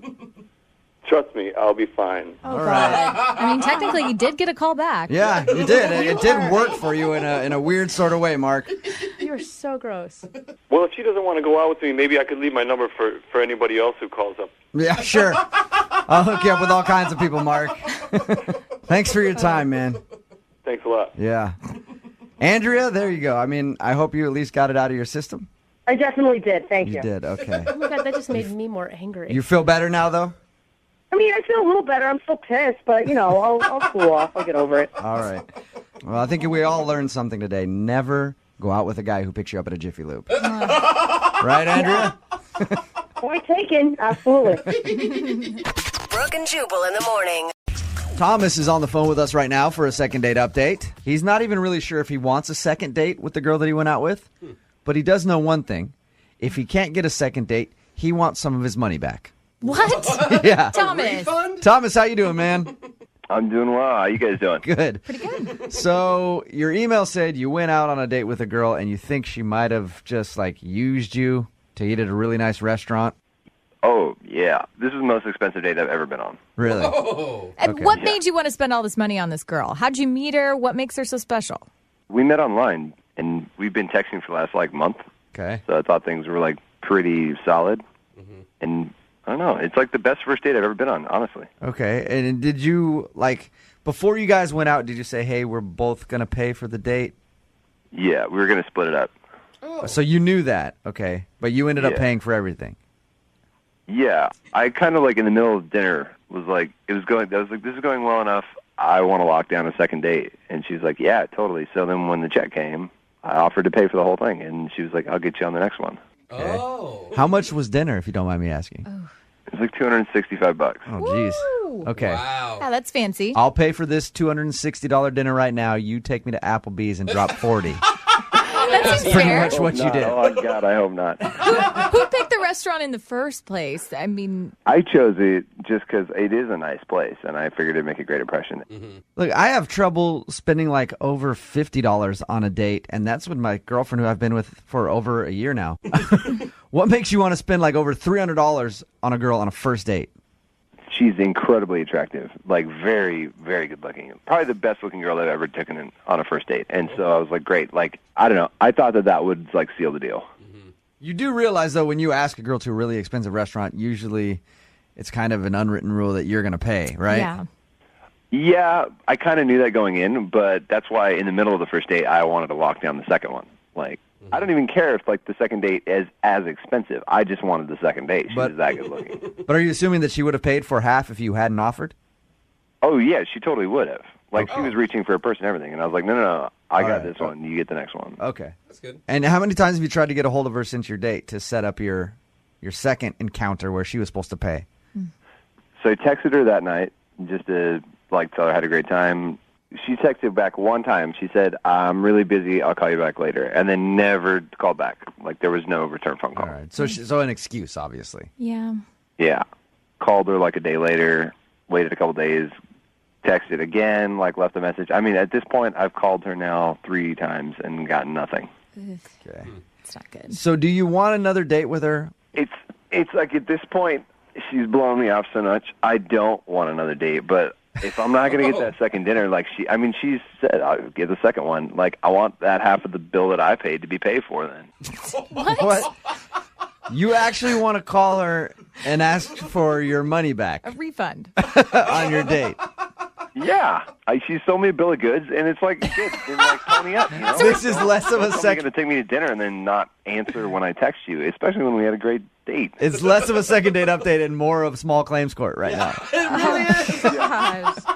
At this point, she paid for her half with a peck on the cheek at the end of the date. That's what she paid. Okay. Sometimes that's worth $300. So you guys didn't even really kiss or anything?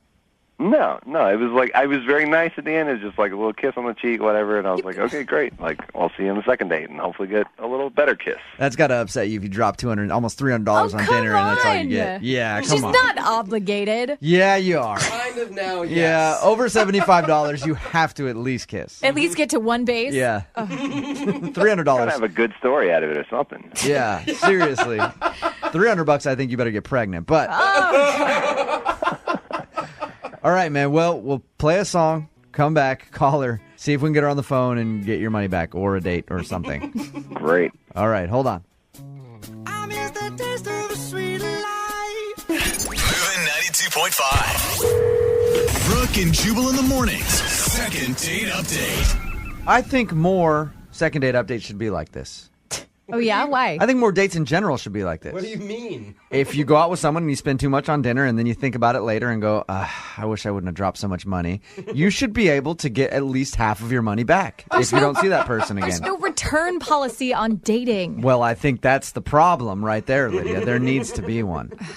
Thomas is on the phone with us right now. He went out with a girl named Laura, met her online. They had a perfectly fine time on the date. The issue that he's having, though, is he ended up spending like $300 on dinner. Yeah. When the check came, he said, hey, I'll pay for this, because she was reaching for her wallet. I'll pay for it as long as you get the next date. She agreed, and now she's not calling him back. So he's kind of over it. At this point, I just want the money back. The second date, it's not as important. Just give me the cash. Okay. All right. You did say it was the most amazing date up until this whole money thing. It was a very good date, and she's really hot. Very good date. She's really hot. Kind of a user, though, because she didn't pay for the... Oh, come on. He offered to pay. The only reason I offered to pay was because she really genuinely seemed interested in the second date. And now I feel just a little betrayed. I feel like this kind of thing happens a little too often. Like, oh yeah, second date for sure, and then nothing. Yeah, and I think you're taking a stand right now for everybody who's ever had to pay for a meal and then hasn't gotten one bought for them in return. Yeah. All right, I'm going to dial the phone number, see if we can get her on the phone, and get your second date update, okay? Awesome. All right, hold on.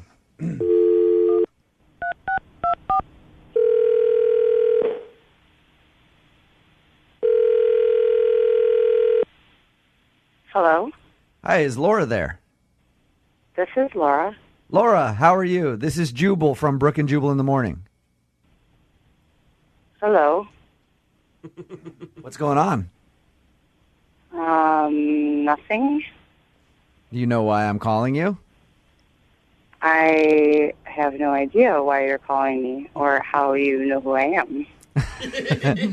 I'll explain. I'm calling you because we recently got an email from a listener who went out on a date with you. Okay.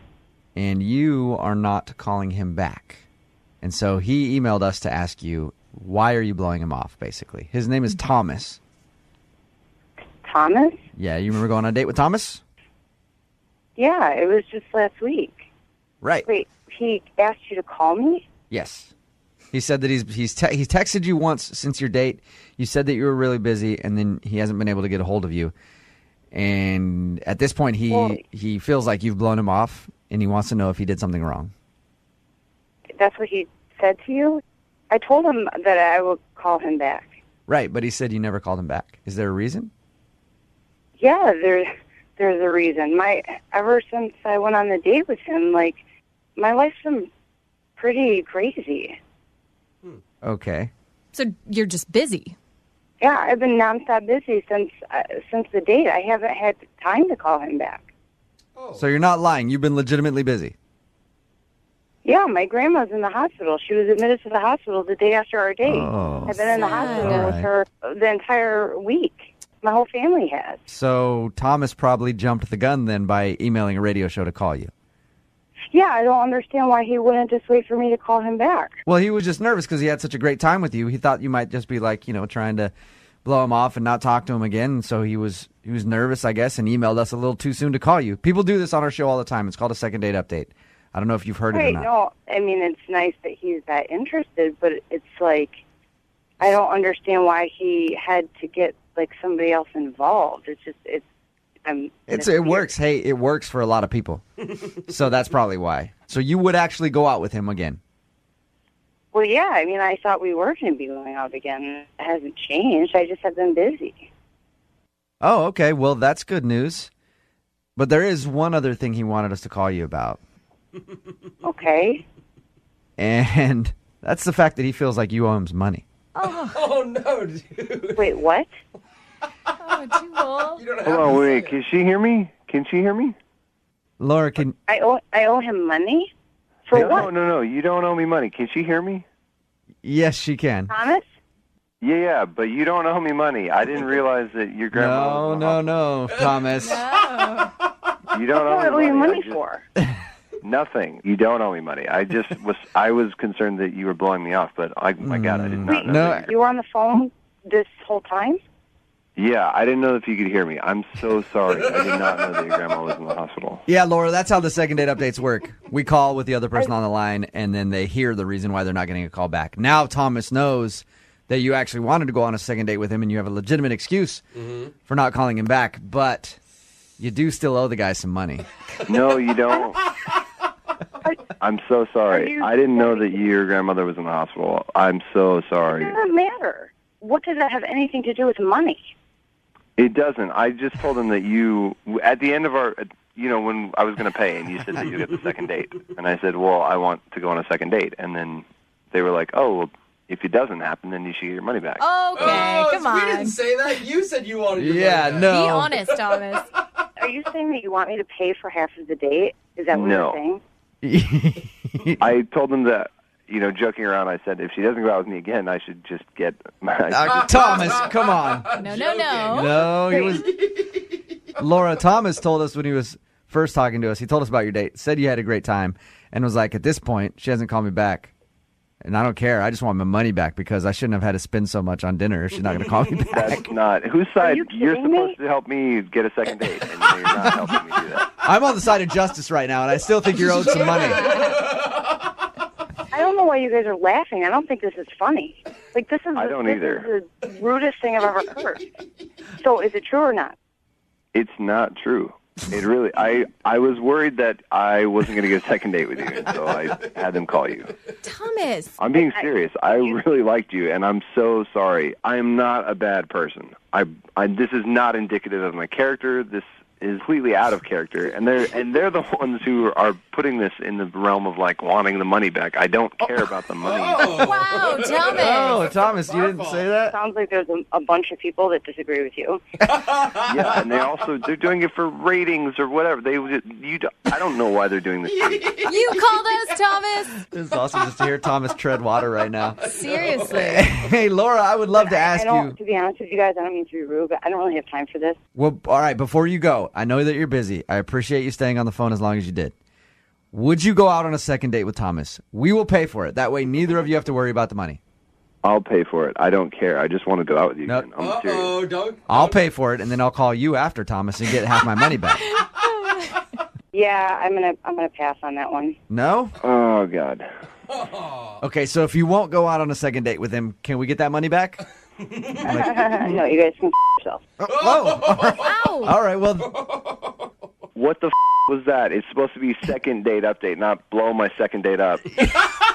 You said really up. You said you wanted to get money. No, I said I wanted to go on a date with her. Oh, come on, dude. And that was the main thing that I wanted. When we first talked to you, you said, I don't care if I get a second date. I want to get half my cash. Blew it up. Thomas, it was clearly not going to happen. We were at least trying to get you a check in the mail. I don't... Laura's right. You guys just go yourselves. Oh, wow. Hey, it's a second date update first. A double hang-up. Yeah. That's kind of cool. The second date is over, and neither one of the parties is on the phone. And we just lost 2 listeners. Yeah. Success, I think. Brooke and Jubal in the morning. Text in at 78592. Well, actually, lots of texts in at 78592. All hating on me. I don't understand what the big deal is. I was just trying to help the guy out for the second date update. Thomas called us, wanted us to ask Laura to give him a refund on his date because he spent a bunch of money. She wasn't calling him back. He said, if she's not going to call me back for a date, then I'd at least like some of my money back for the almost $300 that I spent. He was just being and it comes out that she was just not calling him back because she was busy, legitimately busy. Yeah. And then I happened to drop the fact that he wanted his money back, and then she got pissed and didn't want to date with him. At the end, both of us told us to F off and then hung up the phone on us. I may have thrown him under the spots to people like, Jubal, you broke bro code. Listen. There are certain times when it's okay to break bro code. No. Yes, it is. Yeah. Like when we're trying to get ratings and we're trying to be funny. For entertainment purposes. For entertainment purposes, it is okay to break bro code. And yes, I did it. It's his Also, life, let's not remember this guy is not a stand-up guy. Yeah. He said she should have put out because he paid for an expensive dinner in the first part. Do you not remember that? He did not and he say wanted that. his money back for the... Come on, Brooke. Yes, like, he did. wanted his money back for the wish date. I That's the would've first been thing he here did. When you guys recorded it, I think that he was just bitter and angry because he wasn't getting a call That's like back. the first time you ever would stand up for a guy Yeah, like that. wow. No, if you would have been here and he would have said, I want my money back, you would have been like, you're a evil douchebag. No. Yeah. Anyway, like I was saying, look, all right, it's okay to break bro code It is. in instances like that. No. Because I knew it would be funny. I don't. And it was funny. Lots of people at 78592 think it's funny. And Jose pointed out, hey, but that's his life that you're messing with. Yeah, right? that's what that I'm is his saying. life that I'm messing with, but also he's on our show, and that's my paycheck that I'm hopefully making bigger by messing with his life. So that's why I did it. I'm going to start today's second date update off with a line from the email that we got. Ooh. from Emma, who is on the phone with us right now. She wants us to do a second date update and call a dude named Matt. Okay. This is what her email said. If Matt proposed to me today, I would say yes. What? Yeah. No, Emma, how are you? I'm okay. How are you? Oh, God. Emma. Good. Good morning. Now explain yourself, because I hope you can understand it sounds a little intense. You just went out with this dude on one date, and you're already saying if he proposed to you today, you would say yes. I know. Trust me, though, it was an amazing experience. Why do you feel this way?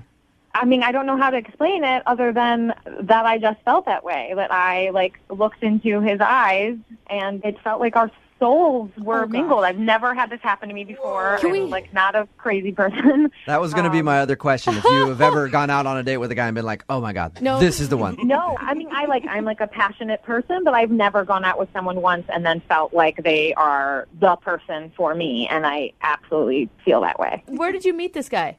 We were volunteering at this theater, passing out programs. You get to see the play for free if you pass out programs and, do usher type of stuff. And that's cool. He just asked you out, or?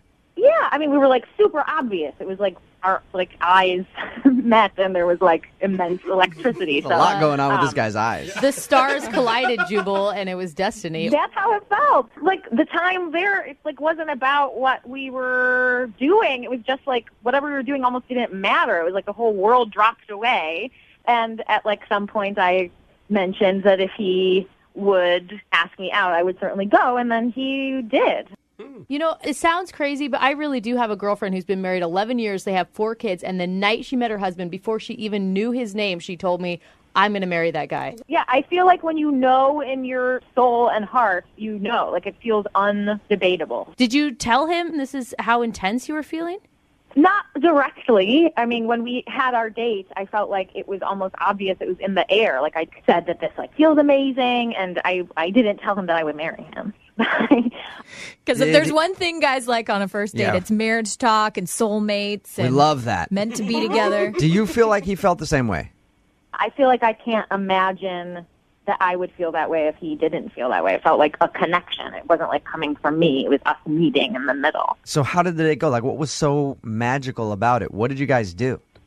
Oh, the date itself was normal. We had just dinner and drinks. That had nothing to do with what the date was. It was about the conversation. And my mom always told me that marriage or long-term relationships are as one long conversation. And I felt like I wanted to be in conversation with this person for the rest of my life. Okay, so you had a fun time with him and you never wanted it to end. How did it end? He walked me to my car, and we were staring at each other and didn't know who was going to make the move, but we both felt there was this magnet of electricity in between our mouths, and it was we both just moved towards each other, and we kissed, and it was all of the feeling that I had for the whole night just erupted. It felt like a volcano. Did fireworks go off behind you? Because that's what I'm picturing right now. Doves just flying. All of a sudden over a lake.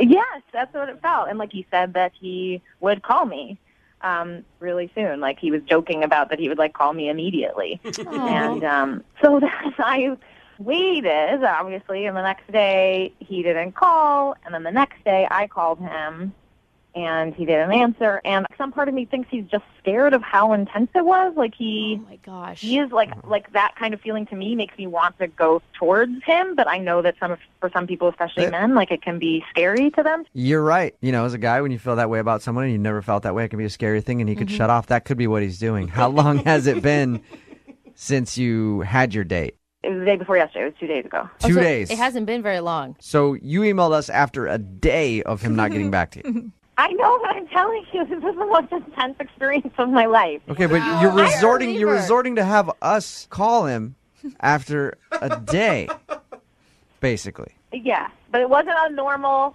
date, and it wasn't a normal day, and I'm I'm in love. Whoa! Oh my God! Okay. All right. Well, hey, love can't crazy, wait. But it's if a miracle happened to you. It was that. All right. This is so Emma, sweet. I want this to turn out so well. I'm serious, dude. When All you right. find love, hey, Emma, it's all beautiful. Emma, we're gonna play a song. We're gonna come back. We're gonna call him and get your second date update. Okay? Oh, okay. Thank you. Good luck. Hang on the phone. Moving 92.5. Brooke and Jubal in the mornings. Second date update. All right, we're about to call a guy for a second date update that could either end in one of the most romantic love stories you've ever heard in your entire life, or it could end crashing and burning. Oh, with a lot of tears. And flames. Yeah. Remember, the girl that's on the phone with us right now that wants us to call a guy named Matt, Emma is her name. She emailed us and said, if Matt asked me to marry him today, I would say yes. At the end of the first part of the second date update, she actually said, I love him. It dropped the L-bomb. And it's only been a couple of days. And I'll be the first one to say, okay, this is going to turn out horribly. Mm-hmm. But I also want to be the first one to point out this has worked out for other people. We've had a few second date we've had one second date update where the person said that they love someone and the other person actually felt the same way. So out of about the 50 times that's happened, it has worked out once. Emma, the odds are in your favor, I think. Great. I actually have faith in this. I feel like you sound like a woman who's got her head on straight. And thank you. You just maybe are more in tune with your emotions than most people because he hasn't reciprocated any of this love stuff to you. Well, not with words, but I trust what I felt. I trust what I felt. That is the one thing about you, Emma. You don't sound absolutely insane. Thank you. It is sort of insane what you're saying, but there are people who feel that way. You feel strongly that you care about him.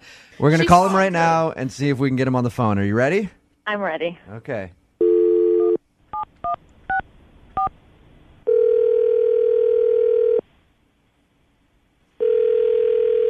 Hello? I was looking for Matt. This is Matt. Hey, man, how are you? This is Jubal from Brooke and Jubal in the morning. I'm moving 92.5. Okay.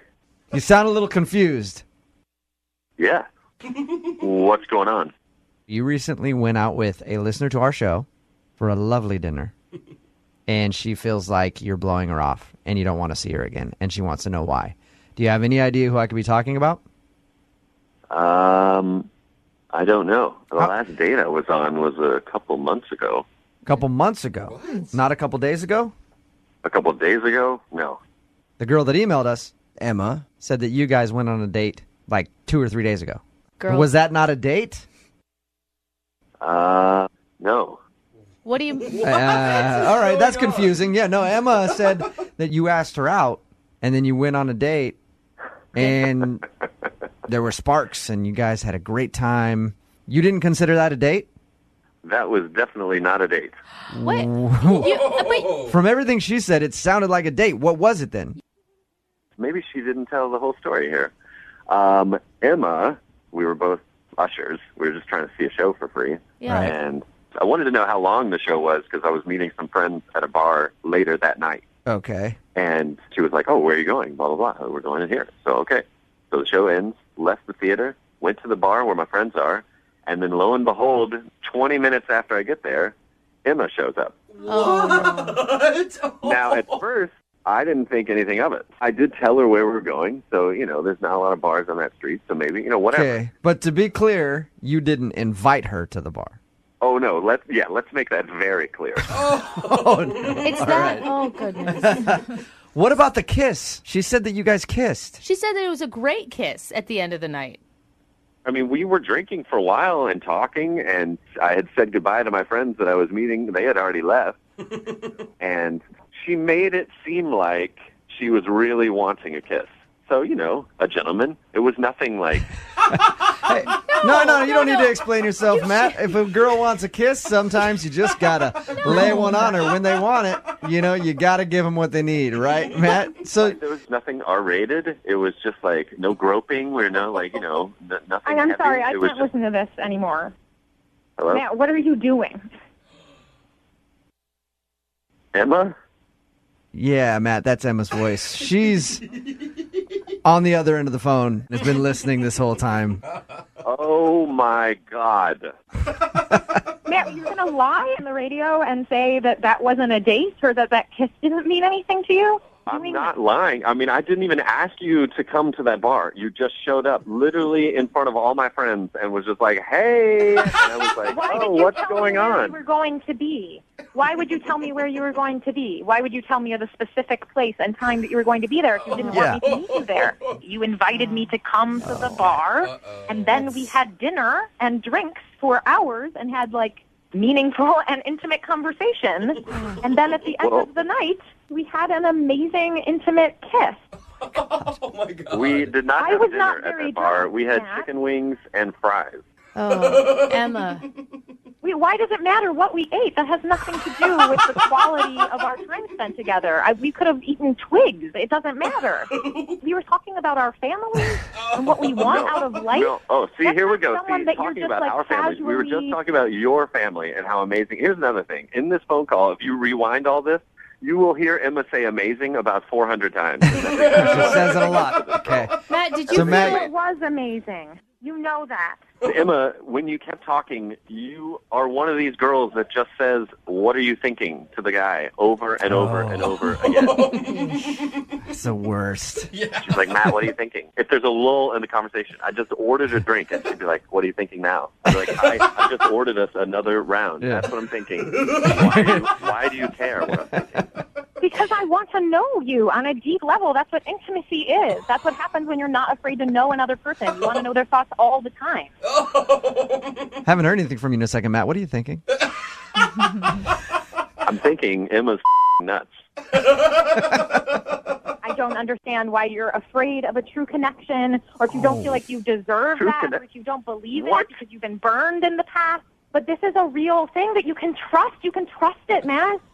No, I don't even know your last name. We didn't even really talk to each other. That doesn't matter. Who cares what my last name is? Emma, is there some way that you blew this all out of proportion?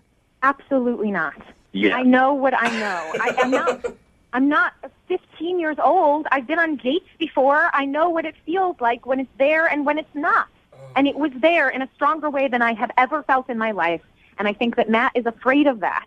I will say this. I am afraid. I am not crazy. I just know what love is, and I recognize it when it happens. Okay, I can see it, and I saw it in your Emma. eyes. It's I saw okay. it, Matt. Emma, you sound very, very, very Passionate. Crazy. upset. And Yes, well, yeah. someone is telling me that an experience that was more real than anything I have ever felt. Yeah. They're pretending like that didn't happen. That Okay. would make anyone feel Well, crazy. well, Matt felt differently, obviously, Emma. And he has a He- right to his feelings. Yeah, He's pretending to feel differently, and I would love to have another chance to sit face to face and have him deny it. Okay. Facing me, looking at me. How about this? If you think your love is so strong, I'm going to ask Matt right now. Matt, would you like to go out on a second date with Emma? We will pay for it. A second date with this Emma? Yes, the Emma that's on the phone right now. Not another one. I would like to just say that I have not even known this girl for 48 hours yet, and I'm on the radio debating marriage with Yeah. Hey, love moves fast sometimes. You just got to embrace it and get on the train, Matt. So will you go out on a second date? We will pay for it. I will let that train bypass me. I'm going to get on a different train. You sure? We'll pay for You're it. making a huge I mistake, Matt. appreciate it, guys, but this is not the one for me. You know what, Emma? In a little while, Matt's going to be kicking himself. A few years down the I road. know. Yeah, I know. Absolutely. Yeah. When Matt- he doesn't find real love, he'll think back to this moment, and Yeah. he'll remember When that he it was possible and that he gave it up. when he's Sorry alone, for you, Matt. when he's alone and doesn't have anybody, he's going to be thinking back to this phone call and realize how he screwed up, Emma. Oh, man. Thank you very much. You're welcome. Thanks for listening. Thanks. I know, honey. Love hurts sometimes. You'll be okay. He's really making the biggest mistake of his life. I wish I could help him. Well, Yeah, I wish, sometimes- hey, Emma, I wish I could help both you guys in lots of ways. Well, you But- tried. Thank you. Yeah, we did try. You have a good one. And Matt, thank you for your time, okay? Thank you very much. Be safe. Brooke and Jubal in the morning.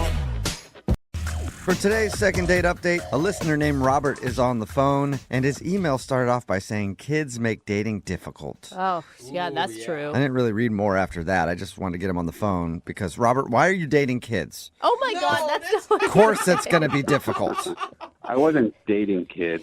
difficult and illegal. Yeah, there's a lot of things wrong with that, Robert. No, actually, I have a kid. I'm a single parent. Oh. Makes sense. Makes so much more sense now, Robert. All right. And? Okay, you have a kid and somehow it made a date difficult for you? Yes. Okay, what happened? So I met this young lady, Rebecca, online. Okay, and were you upfront right from the beginning that you were a father? Yes, I was. Actually, she's also a single parent, so I thought right off the bat we had that commonality. Right, and who better to understand how dating is difficult when you're a single parent than another single parent dating? Exactly. You know, and it's hard enough right now to even have the time to even manage to meet someone, let alone finding a match, just scheduling wise with work. Yeah, it's got to be a lot to handle. So you met her on a dating app? Yeah, we were chatting. Eventually I had a plan to meet for dinner, and right before, about an hour and a half before the date, I forgot about my son's b-ball game. And, he had a game that night, and I felt awful. I had to call Rebecca to cancel. I was, very apologetic. And did you have to cancel because you just wanted to be there or because you had to take him to the basketball game? I forgot that I had to take him to the game. Man. Why don't you just put him on the bus and go do whatever you want to do? Well, that actually could work. How old is this kid? He's 6 years old. Okay, so that won't work. Never mind. Yeah. He's got to be 7 to ride the bus by himself. Yeah. All right. So you called her to cancel? Yeah. And to my surprise, she suggested, well, why don't we both go? Oh, yeah. She's a mom. She probably understands your struggle. Cool. Yeah. I mean, I was somewhat shocked. I mean, I thought, how cool is that? She was, why not use my 6-year-old's basketball game as a dating opportunity? Yeah. So I figured, she was just really cool to even suggest that. Yeah, that's cool. It shows that she's pretty easygoing. How was the date at your kid's basketball game then?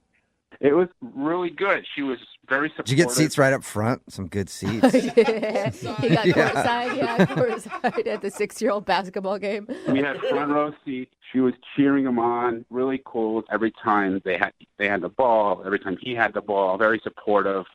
Was he like, who's this strange lady cheering me on, Dad?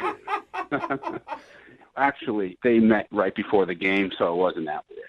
Okay. That's good. At halftime, I should mention this, there was a little romance that actually ensued during the game. Okay. What happened? She, she got a little hungry. I said, I'll be right back. I'll get some food. And she was like, I'll tell you what, if you bring me some popcorn, I'll give you a kiss. And I was like, back in a flash. They didn't even have popcorn? You had to, drive to a movie theater to find some? Pretty much. I had to leave. Yeah, pretty much. So she gave me a kiss when I got back. The second half started. She was cheering. My kids' team lost, unfortunately. That's probably why she's not calling you back. She wants a winner. Mm-hmm. Probably. I mean, actually, Rebecca was saying, good job, very consoling, even, they lost. And that's where like, don't lie to the kid. He played terrible. No. She was really cool, I have to say. And I was, I was even thinking, wow, this is wife material. Oh, wow. Okay. Whoa, That's quick. okay. That's quick jump. Well, our first date where, she's hanging out with me and my kid. We went to dinner afterwards and we had, a great conversation. Our kids have a lot in common. They're only a couple of years apart. Did your son come to dinner with you guys too? Yeah, he came with us, and it was a lot of fun. She was asking him a lot of questions about school, about sports, and, he was very comfortable with her. So, I mean, I couldn't help but think that this would be a possible, candidate here. Okay, well, other than just the kid stuff, did you like her? Did she seem like you? Yeah, it seemed like we had a spark. I mean, she wouldn't have given me a kiss, I don't think, if she didn't like me. Good point. Yeah. Very good point. I don't know. Popcorn's pretty good. I do a lot of things for popcorn. That's true. Yeah. That's true. All right. How did everything end with her then? I dropped her off, said goodnight. She gave me a hug. She said goodbye to my son, and here we are. That was 2 weeks ago. I haven't heard from her. I've been trying to get a hold of her, text her. I called her once. Huh. So it's, just really disappointing. Like I said earlier, it's really hard to find a time to meet someone. I don't know, like if I might have said something to offend her. Or, it's really frustrated. Okay, well, we'll play a song, come back, and then call her and get your second date update, all right? Sounds good. Okay, man, hang on. Moving 92.5. Brooke and Jubal in the mornings. Second date update. If you're just tuning in for today's second date update, Robert is on the phone, and he took the girl that he wants to call today. Her name is Rebecca, to a sporting event. Always a good idea, unless, of course, it's a 6-year-old's basketball game. What was the score, by the way, Robert? 9-6? Seriously. It's actually even less than that. All right. Good job, kids. Good job. Yeah. If you're just tuning in, Robert actually forgot that he had his kid the night that he scheduled a date with Rebecca. She has a kid too. And he had to take him to a basketball game. And Rebecca actually was like, fine, I'll go. So they went to the basketball game and then had dinner after. He said everything went great. He even got a kiss in the middle of the game. Ooh. And now she's not calling him back and he can't figure out why. You ready to get her on the phone, Robert? Yeah, I mean, like I said, I just really want to find out why she hasn't gotten back to me. I can't figure it out. I'm completely baffled. So I just want to hear the truth. I just want to find out what the deal is. All right. All right, cool. Well, I'm going to dial her phone number right now and see if we can figure it out. Here we go.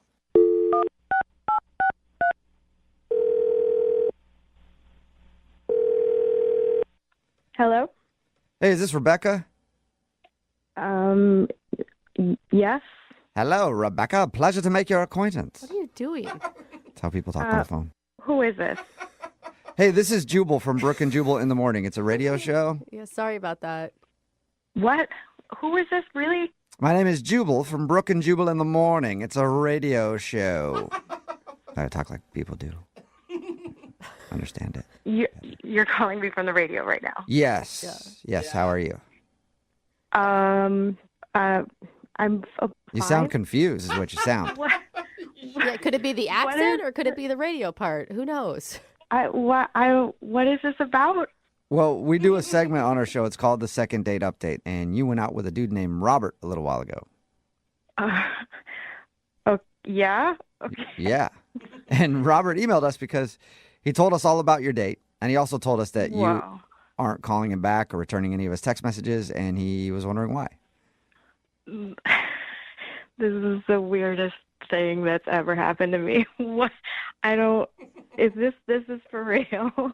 It is, unless you haven't gone out with a guy named Robert. Yeah. No, I did. I did. So, yeah, is there a particular reason you don't want to see Robert again?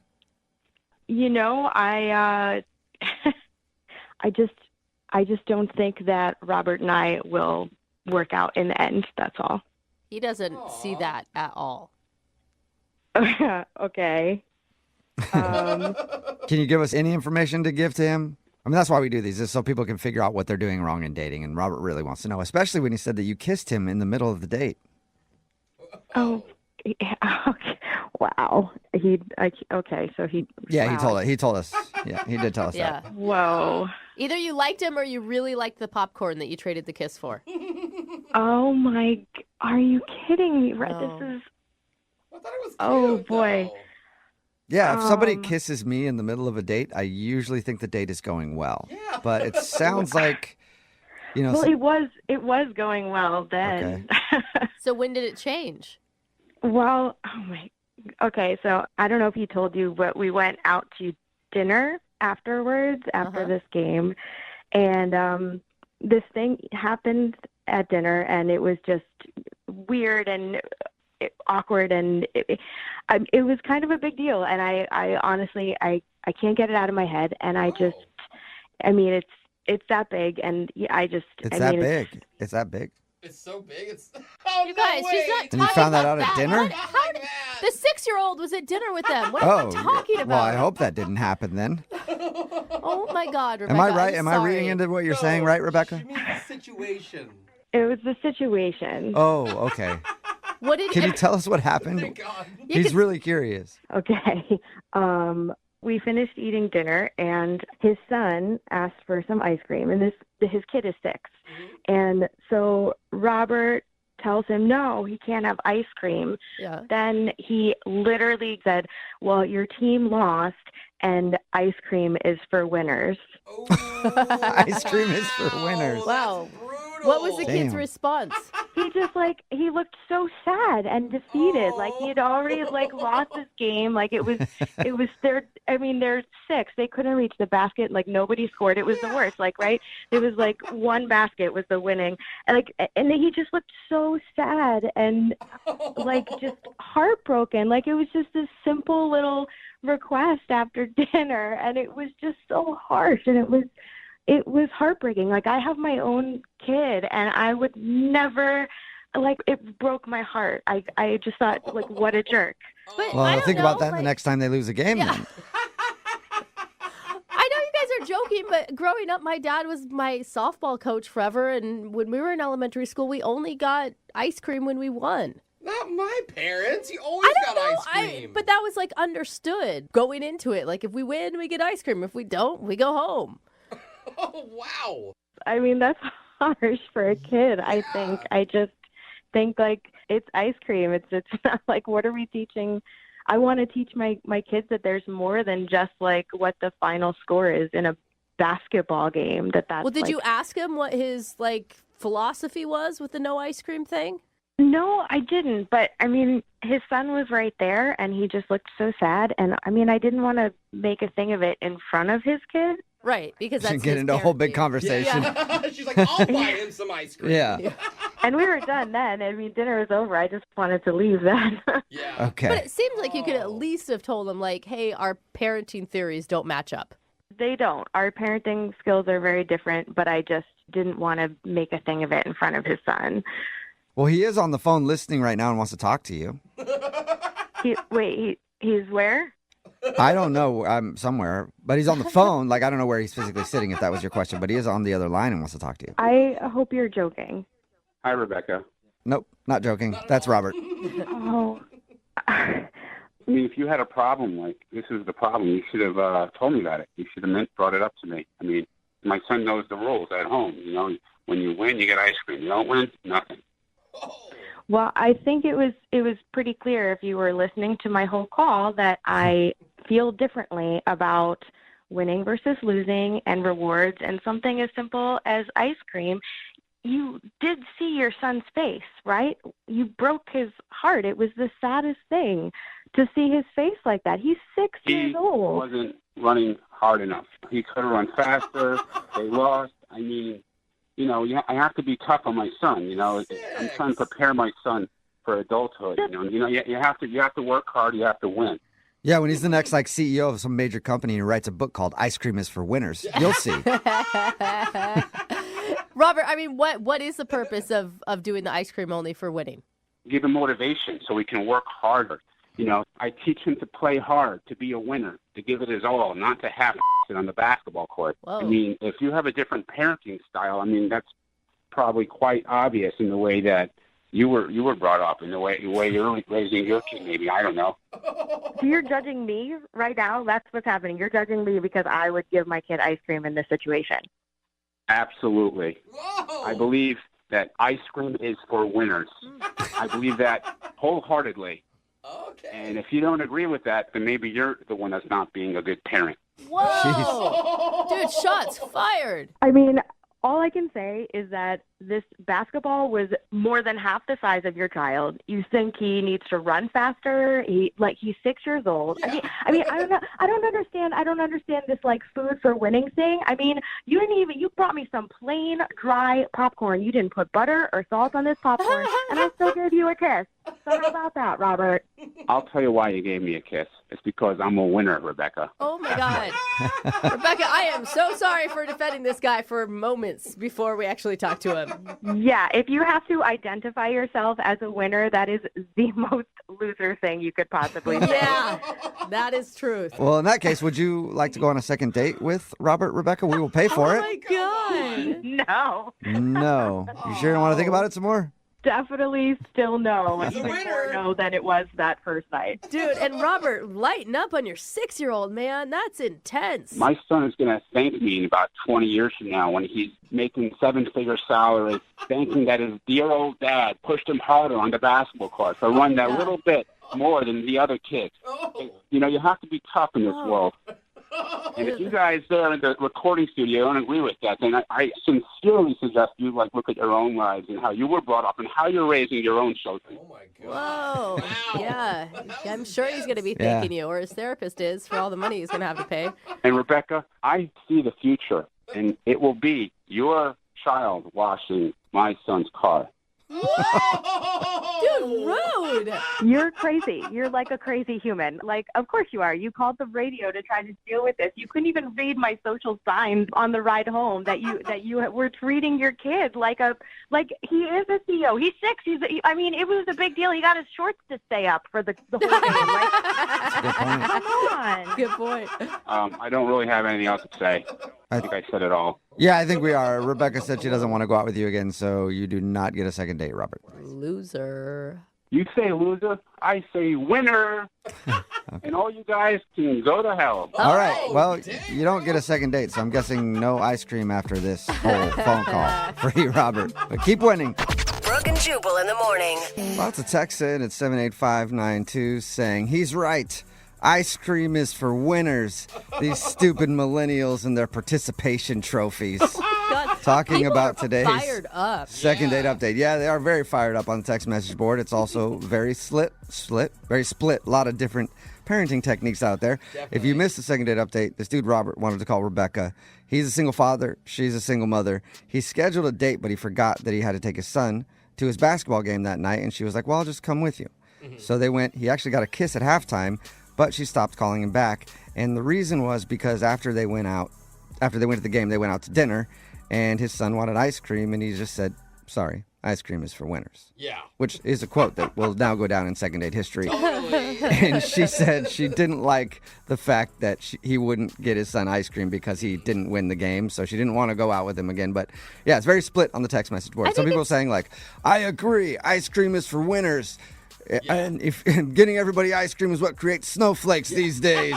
Run to your safe space. And then other people like, everybody should get ice cream. I was with him. You could say no to your kid for ice cream. That's no big deal. But then he started attacking her parenting style and calling her a bad mom. I'm like, okay, You're the jerk at the sideline at the kids' game who's yelling at the coach and is way too aggressive yourself. And then he attacked all of us and how our parents were. And I'm like, dude, my dad tried to fight refs at every single game. Yeah. And look how I turned out. We should be friends. I actually almost broke a guy's nose at a game once because I was angry at my dad yelling at me, so I hit the guy in the face so I get kicked out of the game so I didn't have to hear it anremore. Look that's not a snowflake. That's just real solid parenting. Look at where I went to.